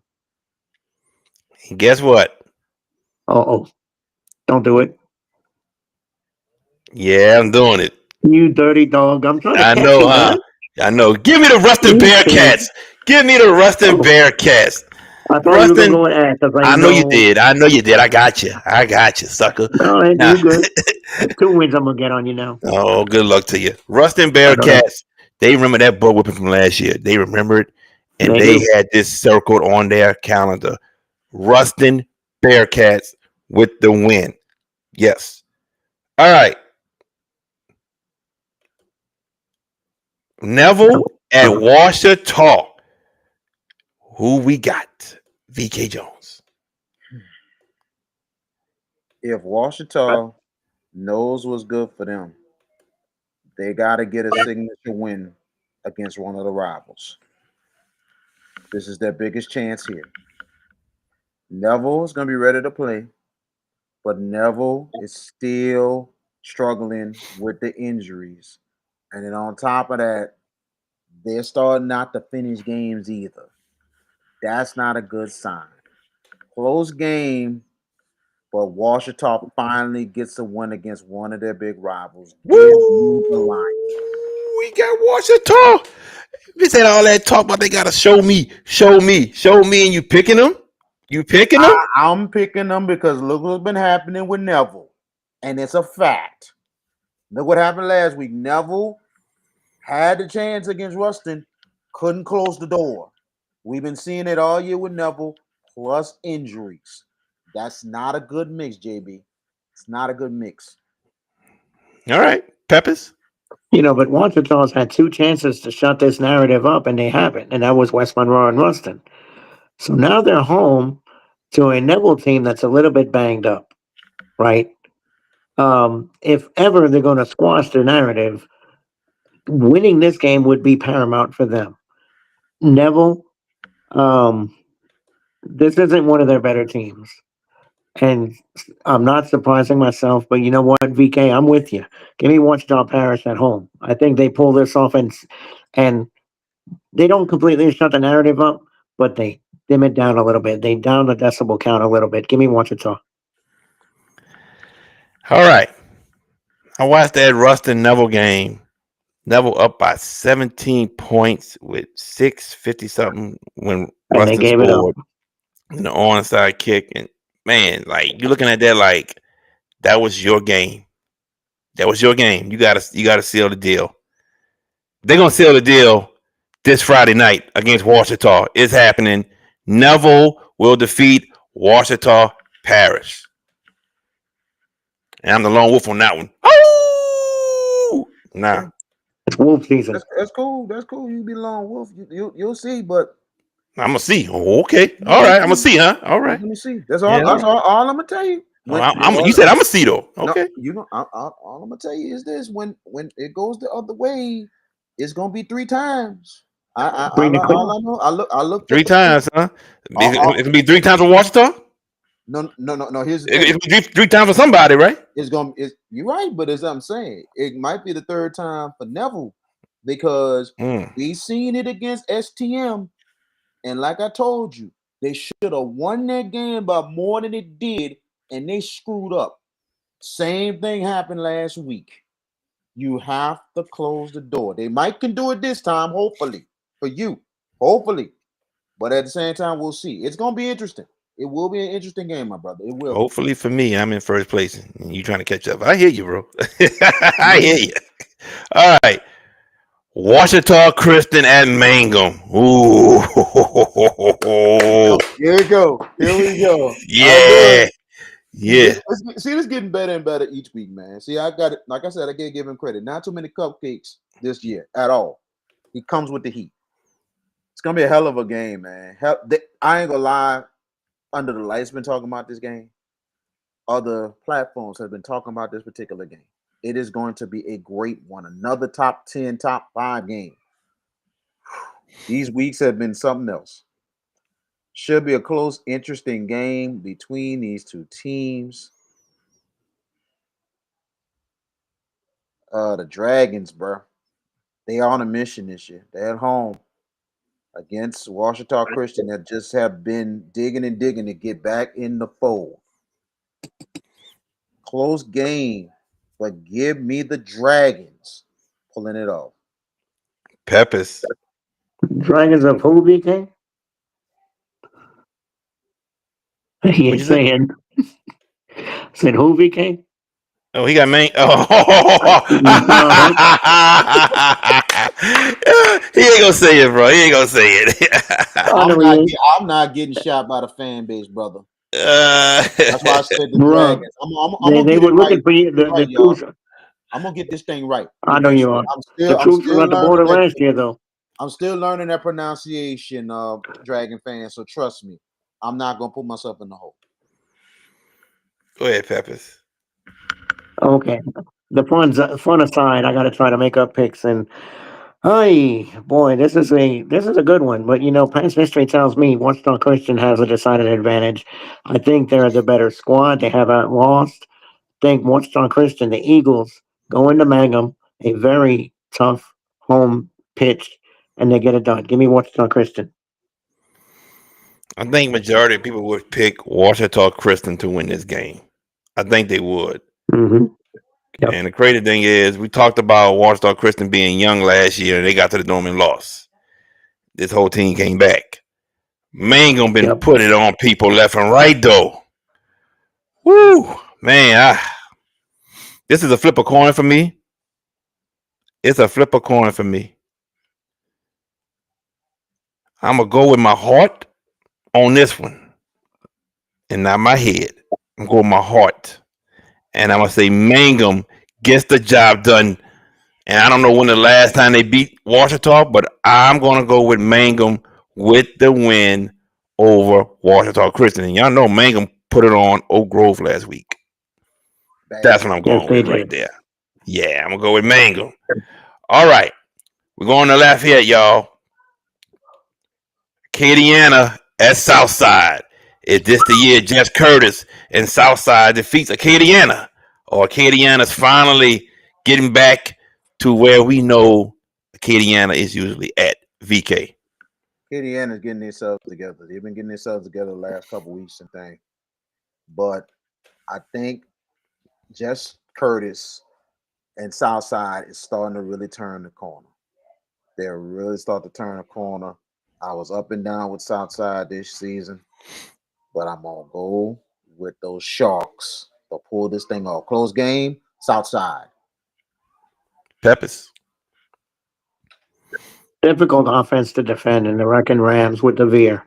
Um, but Southside needs a program defining win. And Jess Curtis has done that at Manny and other stops. Um, I think it's an entertaining game, but I think the Sharks, if they can get out fast, take Acadiana out of the element, out of their running and comfort level, I think the Sharks are good here. Give me Southside, JB. If you remember, I said I think Southside is winning the district this year. I did say that. Right. Yeah, it starts Friday night. Southside over Acadiana. Fear the Fin, everybody. Fear the Fin. Cheese thinks Correct. Cheese thinks Karen Crow wins the district. I think it's gonna be Southside still till they play. We'll see. All right, like I say, we still in Lafayette. Dane Chaponche comes back home to visit. He just want to look around and think about all those memories, but he wants to leave with another memory.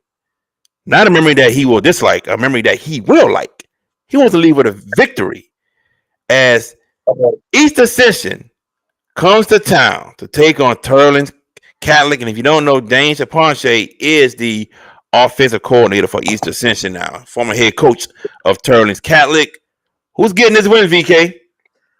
And also, Dane Chaponche is the son of the legend Sonny Chaponche, who was the highest winning coach that won at Turling's Catholic before his son took over. But should be a close ball game, a huge non-district game, power rankings on the line, both sides of the fence. Interesting game. I think East Ascension has a great chance of pulling this off. And if they do, man, I mean, that will really give a big push for East Ascension. But the Rebels have been really, really passing every test so far.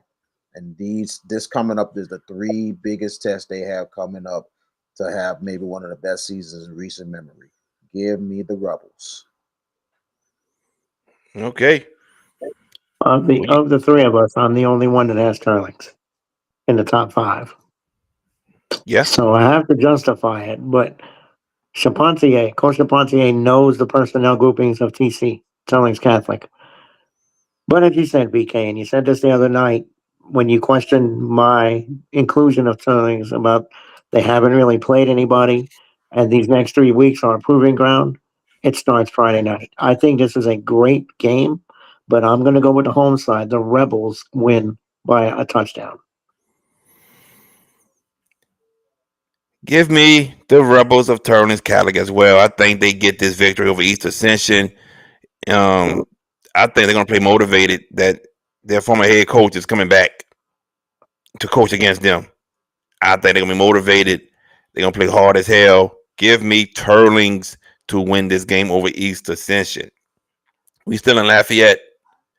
Jennings at Notre Dame. Oh, who's getting the win? VK. Who's getting that win? Another good one, man. Lafayette's starting to be popping, man. It's starting to be popping with these. And you remember when they won them like 4 championships in that one year? Was that the COVID year? Mm-hmm. Yeah. It's a great area, man. Great area for football. That Acadiana, New Iberia, all the area. That's an unbelievable area. Close game. Very close game. It's not going to be easy for either team.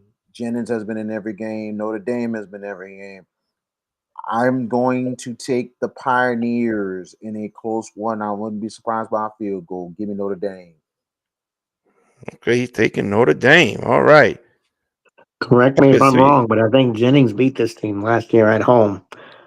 If I'm right, this was a revenge spot. But give me Lewis Cook and that Pioneers team. Are they the intimidating team of the past years? No, but they're still plenty good. I think this is another entertaining game.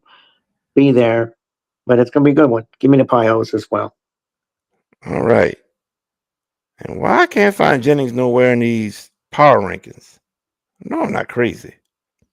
Like, I really can't. It I really should don't be see it. it should be a division, if it's division 2 or division 3 non-select. Because That, I remember that's seeing why I'm thinking of Division 3 non-select. They're Division 2. Okay, that's why. Fellas, I'm with y'all. The Pios gets the win over Jennings. Notre Dame moving forward, they get the win. Um, Troy says Turling's Catholic. D-Boy says Notre Dame as well. All right. We still in that Lafayette area, but we're going to Bro Bridge. Opelousas at Cecilia. They've given us some great games, and the one last year at Opelousas, man, was that a great game, and Under the Lights had it. This year, both teams kind of not where we are used to them being at, but they both are still ranked in the power rankings to have a playoff game. Not host, but have one. Cecilia's still trying to move up. Opelousas just want to stay in there to have a chance to play in the playoffs. VK, who you got? should be another classic between these two teams. Throw the records out the window because they've been having some great games against one another. Close ball game, but I think them seniors from Cecilia really want to leave off in a big note against Opelousas. Give me the Bulldogs. Peppers. I'll take Cecilia over Opelousas. Both teams have not had the year that they wanted to have. Still could rescue it, but give me Cecilia, JB. All right, D-Boy got Cecilia. Troy got Cecilia. Give me Cecilia as well. Cecilia gets revenge over Opelousas. They'll get the win. Now, Cecilia has lost 2 straight to Opelousas, so they're trying to get off of that losing streak to them. All right, going to Lake Charles. I said there's one team that might give Lake Charles College Prep a run for their money, and I said that was Westlake. Well, here we are, week 8. The game is happening. Does Westlake have what it takes to defeat Lake Charles College Prep? VK Jones. Take the over in this game as well. Take the over. It is going to be another points of plenty game here. Westlake is going to be ready to go. They're not going to be intimidated. They're really going to take Lake Charles College Prep to the limit. But I think in the end, I think the Blazers pull out another victory and more of a character win for LCCP, showing that this team is going to be something serious going into the playoffs. Give me the Blazers. Peppers. The Blazers have had incremental goals all year long. Their next one is to win a district championship and beat. They already have shown themselves to be one of the dogs in Lake Charles. Did that a few weeks ago. What better way to continue this season than to win against a quality team in Westlake? I got LCCP as well. Yeah, you know who I got?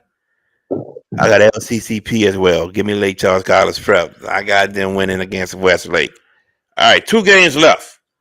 Now, the game we're going to is not happening on Saturday. It will happen on Thursday, and the game is being played not at East Jeff Stadium. It's being played at West Jeff Stadium. Horsemen are tomorrow for 6:30.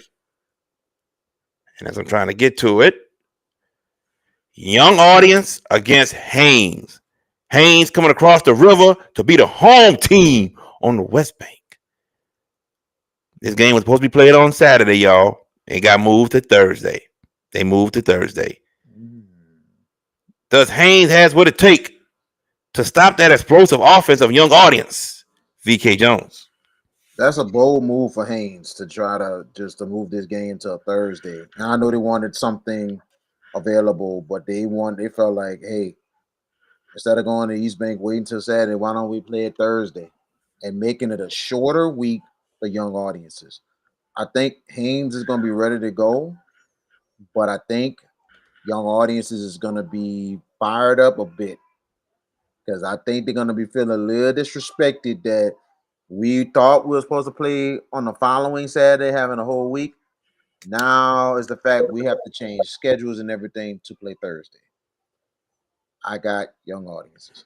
All right, he got yaks, and that's the young audience yaks. Okay, a yak is like a buffalo. Go ahead, Peppers. And Coach Christopher has done great things there at young audiences. And last week was a real defining moment, winning the way they did against Thomas Jefferson. That was our Hash It Out show, Saturday game of the week. Um, you guys got to see them. They're very impressive offensively. They're very potent. There's not going to be a playoff spot no matter what happens the rest of the way. But young audiences still wants to finish 10-0, and they're 3 wins 8-0. away from Be 8-0. 8-0. 8-0. Yeah. They have goals of finishing unblemished. So seasons are defined by different things. Give me young audiences to win this game. It's going to be a good one. Haynes trying to be tactical, but it's going to backfire. I got Yak. Coach Spronk is my guy. I love Coach Spronk. I really do. Yep. As a coach, as a person, as a human being. He's going to have his guys ready to play. He will have his guys ready to play. So give me young audience, though. Still, young audience defeats Haynes. Give me young audience. Coach Dennis Christopher. I said it right? Yes. Okay, man. I get confused because it's two first names. You know, I want to say Christopher Dennis. I'm like, no, I think it's the other way around. Dennis Christopher and his staff, they have done a wonderful job with young audiences. But yes, give me young audience. All right. We got one more. One more. So Saturday night, me and VK, we saw this in person. St. Augustine spoiled Archbishop Rummel's homecoming. Spoiled it. 26-3. St. Augustine won. Well, it is St. Augustine's homecoming this week, and Brother Martin wants to spoil their homecoming. Yes, they do. Brother Martin coming there with Easton Royal, Rex LeBron, Rowan Lipscomb. They are saying we want to ruin this for the Purple Knights. Crusaders and Knights. They got swords and shields, and they're going at each other. Ah, you know how they do it back in the day, you know. But anyway, who gets the job done? Does St. Aug have a homecoming to celebrate after the game, or Brother Martin spoils it, VK? Well, it's going to be an interesting ball game on Saturday. Like I told a couple of the coaches afterwards last Saturday that they're going to have to really be refocused because St. Aug coaches know Brother Martin is going to be ready to play. They're going to become ready to play. They're going to be fired up knowing. And it's just unfortunate that sometimes in the Cat League, that sometimes teams going to fall. You play sometimes, they might fall in your homecoming. And it happens. So expect this game to be close, very, very close, because Brother Martin wants to try to get a win in the worst way because they need to get back into the fold in the power rankings more than anything else. Oh, so, they're number 9. They're number 9? Okay. So I'm talking about getting themselves back in the winning, but close ball 8. game. Number 8. I'm sorry, 8. Number 8. Okay. Yeah. They're trying to get back in the swing of things, back in the winning. Should be a little close, but I think the Purple Knights make huge adjustments in the second half, and the Purple Knights will have a happy homecoming and also the 30th year reunion of the class of 95. Give me the Purple Knights. Okay. Purple Knights. Peppers. Aug really turned the corner last week defensively. But when you look at Brother Martin, we know what they can bring offensively. But they have not had a defining win yet this year. This is a golden opportunity to get that against arguably one of the best teams in Division I and in the Catholic League. Not saying Brother Martin's an outcast, but this Crusader team, I have a feeling Aug's going to be in for a 4-quarter dogfight. I really do. Do I think the Crusaders find a way to win it? I think Aug has a little bit too much. I think Aug's running game sees them through. We know they can throw it. but they're going to run it. And I think their running game will see them through. Give me St. Augustine by a touchdown. Now, George, you don't think the wins against that Mississippi team and that win against East Ascension were like I defining mean, wins, and then when I say defining, the last minute drive against Jesuit? okay, but when I say defining, I mean beating a top class team. Like a car. I mean, they're not going to be car, but like when I talk about that, this is a chance to beat their best opponent, arguably on their schedule. I think Aug is better than those two teams that you mentioned, the Mississippi School and East Ascension. So this is their chance. That's what I'm trying to paraphrase. That this is their best opponent that they've played outside of the car to date, and this is an opponent they can beat. I don't think they will, though. At the end of the day, I got Aug. All right. Brother Martin defense so far in the Catholic League, they are allowing a lot of points. We saw that against Edna Carr. Jesuit scored a lot on them.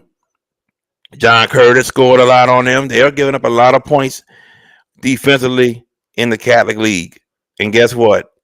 I think they will give up a lot of points against St. Augustine. Tig, you could say, has been the best quarterback, not only in the area, but also statewide. He's been one of the best quarterbacks. You could say that for sure, for Sean Coulon. And he about to throw some more touchdown passes than Brother Martin. And it just ain't Miguel Whitley and Raekwon Williams he's throwing touchdown passes to. They didn't got Lucas Jefferson involved. They didn't got Vashawn Sims involved. He's doing to multiple weapons for touchdowns. And now we know about the running back position. Keith Hill hurt again. And it's been Khalil Lewis, the sophomore, and now Kohan Davis, right, VK? Kohan Davis. Yeah, Kohan Davis has come in there as a freshman, and he is phenomenal. Yes. Phenomenal. Give me St. Aug with the win, and they can go celebrate homecoming after that game. And Lucas Jefferson has been out, so that's the scary part. Once he comes back, has been out. Yep. When he come back, goodness gracious. I mean, St. Augustine, to me, outside of Edna Carr and St. James, weapons are plenty. Pick your poison. Same thing for Terrebonne, too. Pick your poison. That's how good their offenses are. Terrebonne got that O-line. That's the difference. Terrebonne O-line, boy. Jesus. They do have their own O-line, but then you still got the quarterback. You still got Celestine, and you still got Adams. I understand. I understand. But that O-line for Terrebonne, I got to put them. Jesus. That O-line, that's one of the best O-lines in the state. They just, Jesus Christ. Yeah, I'm sorry. Go ahead, George. I was going to say, Aug would draw in round 2 in the playoffs. Don't look. I already know. Evangel, 11 versus 6. First team to 70. Hey, all I'm saying is that would be a fun night. All I'm saying is we will see if that happens. Because look, I think St. Aug gonna move up in the rankings. I think Evangel gonna move up. So let's see what happens. But it's fun to speculate though. Yeah. Troy Narcisse, quarterback hurt. Who's quarterback hurt? Who's quarterback? What are you telling me? I don't know what you're telling me, man. Who's quarterback hurt? It ain't St. Aug. I know that for sure. Austin Tyler, the Terrebonne O-line is the weapon. Thank you, brother. Appreciate you. Cheese, put LCA in that weapons category.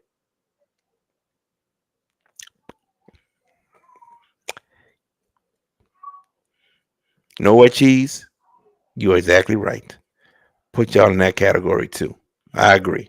They got to have weapons. This is like the most, they got great weapons and probably not talked about too much, but they're going to be talked about more and more. They should be talked about more and more than anything else. All right. So you might need some information, you know what I'm saying, on some of those weapons for LCA. Troy Narcisse says Owen Oliver is hurt for Terrebonne. Yikes. Yikes. That's a big hit. That's a big hit. That's a big hit. But I'm still saying they're going to finish the district 9-1. They're going to finish 9-1 still because they played Death Rain in Hornville. They're going to finish 9-1 still. Hopefully he's able to come back for the playoffs. Shelby Boy. Oh man. Oh, you want to attack Terrebonne? Hold on, man. We will see if they like that. Them like get brighter in the playoffs. Oh man, what? Look, bro. Let me say it to you right quick. And I said it. I said it before the season started.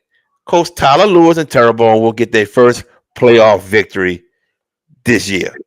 Coach Tyler Lewis getting his first playoff victory. It's happening. It's happening, man. I'm telling you. I'm just telling you, man. It's happening. All right. He has been on the road in the first round of Westgate, and saw what Westgate was made of, knowing that they've been deep in the playoffs. They got a state championship, and he said it himself. We want to be where they've been. And then guess what? A year later, he's the number 9 seed or the 8 seed. I want to say 8 seed because he would have had Hornville second round. They lost to Chalmette at home, first round. Lost to Chalmette. So now I think it's happening. He gonna get that win finally. He's getting that win. I'm banking it. He's getting his first playoff win. I'm banking it on everything.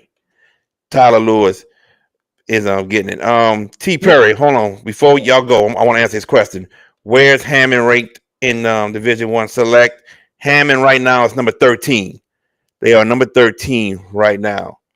Shelby Boy says, facts, bro. It's the truth. Yeah, I know. They're going to get it. LCA, wide receiver August and Allen, unstoppable. They're unstoppable, bro. You see that right there? Unstoppable. Them 2 wide receivers. I hear you, Austin Tyler. I hear you. You know, good LCA.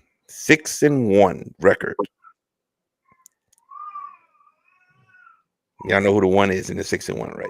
Right. Let me stop messing with it. LCA, number love, man. Number love. Now you mentioned Terrebonne. Terrebonne will have to finish 8-2. Remember, they got 2 losses. They lost at Destrehan and they lost at home to St. Charles Catholic.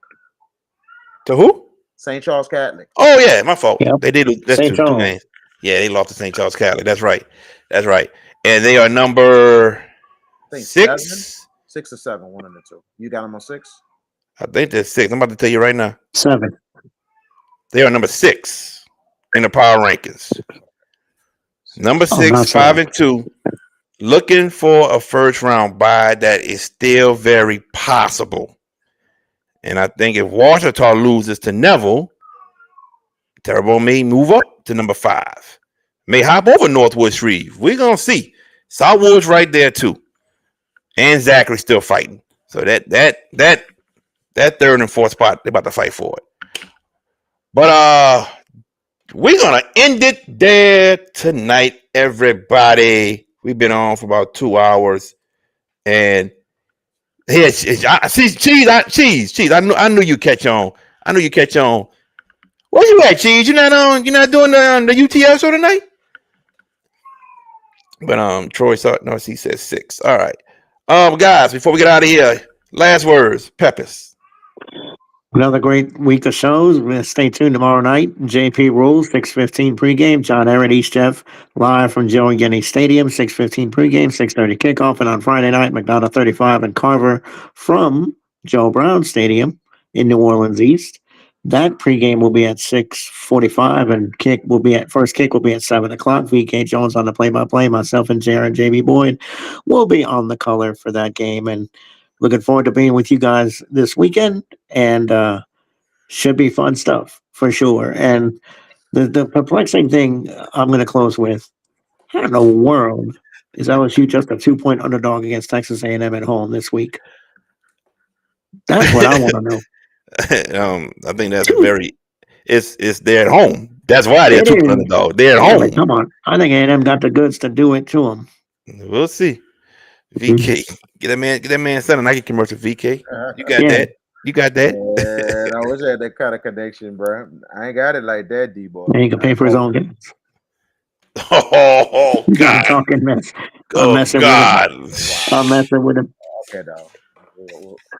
Come on, man! Don't get mad. I'm not mad. I'm good. All right. I'm just messing with you, dude. I know you just messing with me. You're gonna be messing next week if I get another win. So is it gonna be like that? I don't know. But according to the CEO, you're not winning this week. According to the CEO, it don't matter what the CEO thinks. It doesn't matter what he thinks. Oh, you think you Jay Uso, huh? You gonna disrespect the tribal chief? Hold up now, wait a minute now. I guess you ain't been Usi lately, huh? You ain't being Usi, huh? I know what I you're got talking you. about, bro. All I Don't know, respect the dog, tribal chief around here. dude, I always respect you. My thing is, I would not be intimidated. So that's all it is, Oof. bro. You know what I'm saying? You the man. I'm just trying. I got if you the man, I gotta beat the man, right? So I got to do it 2 weeks in a All right, row. Ric Flair. All right, Ric Flair. Go ahead, Nature Boy. You the man, dog. I So like that. I like that, dog. I like gotta that. see what happens. Wish you luck this week, brother. Wish you this week. Yeah, yeah. We're Thank you. gonna see. Let, I ain't let, let, wishing you luck though. okay, whatever, dog. Let's see that one go up next week That's about win. cold blooded. Yeah, we're gonna see this next week, like an evolution. Hey, Peppers. When he was being quiet, now he's starting to talk.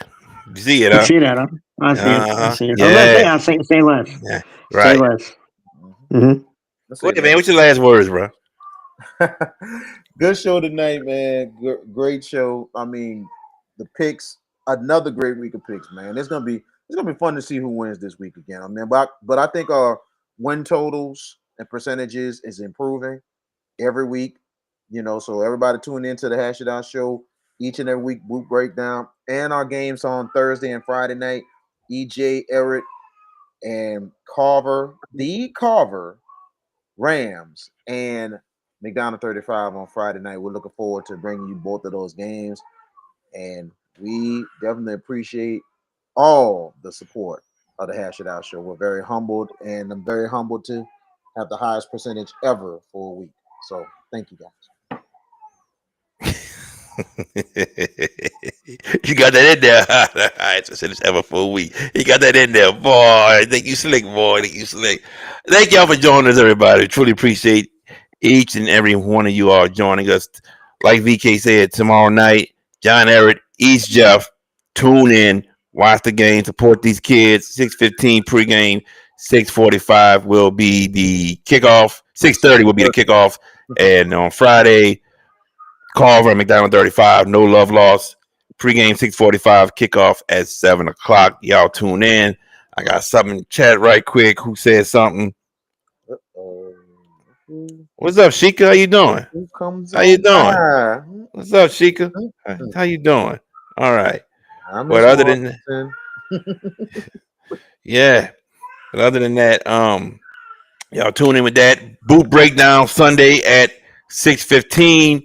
We thank y'all so much for joining us. Truly appreciate it. We'll see y'all tomorrow night. And then also, we're back Tuesday and Wednesday. So thank y'all. And can't forget, chat again. Chat again. Go Patriots. There you go. Cheer your school on tomorrow. Make sure you watch your school play. Turn them on. Watch them play tomorrow, all right? Tell your Mr. alumnus Sheikah. to tune in.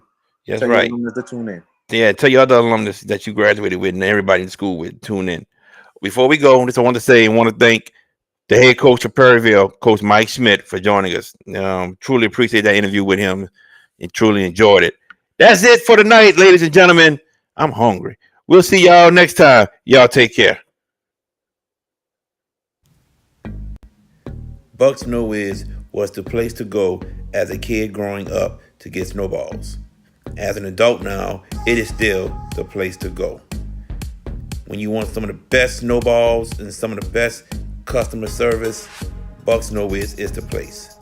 Now, excuse me, let me get back to my half grape, half pink lemonade snowball. Bucks Snow located at 1508 Barataria Boulevard in Marrero, Louisiana. Hey, parents and coaches, want your young athlete to go far on and off the field? Kumon of Gretna is the place for you. Whether it's reading plays or calculating scores, early literacy and math skills teach focus, discipline, and decision making. Give your student athlete the edge. Start early, start smart at Kumon of Gretna. If you're looking for the best pizza in Metro New Orleans, then you're in the right place. Moe's Pizza has a great selection of Italian food that can satisfy your appetite, and they can also cater to your needs in any event. Give them a call at 504-341-9650 or log on to www.moespizzanola.com, located at 1112 Avenue H in West Wego, Louisiana. Moe's Pizza, Italians do it better. If you ever need help with 401k services, fiduciary services, or executive benefits, then Jeremy Callaghan of CoSource Financial Group is the guy to see. You can reach him at 337-606-9860.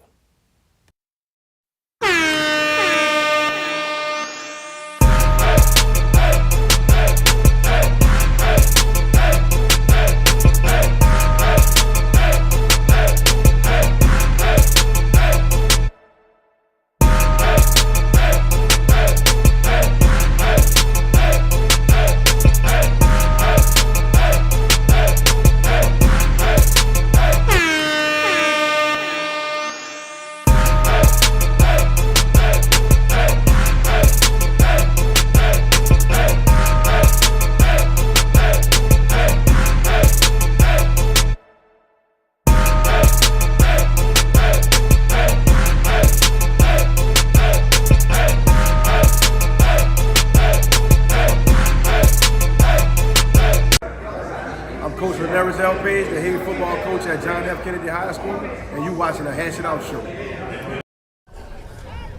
Thank you for watching the Hash It Out Show. Please like, subscribe, and comment. Thank you.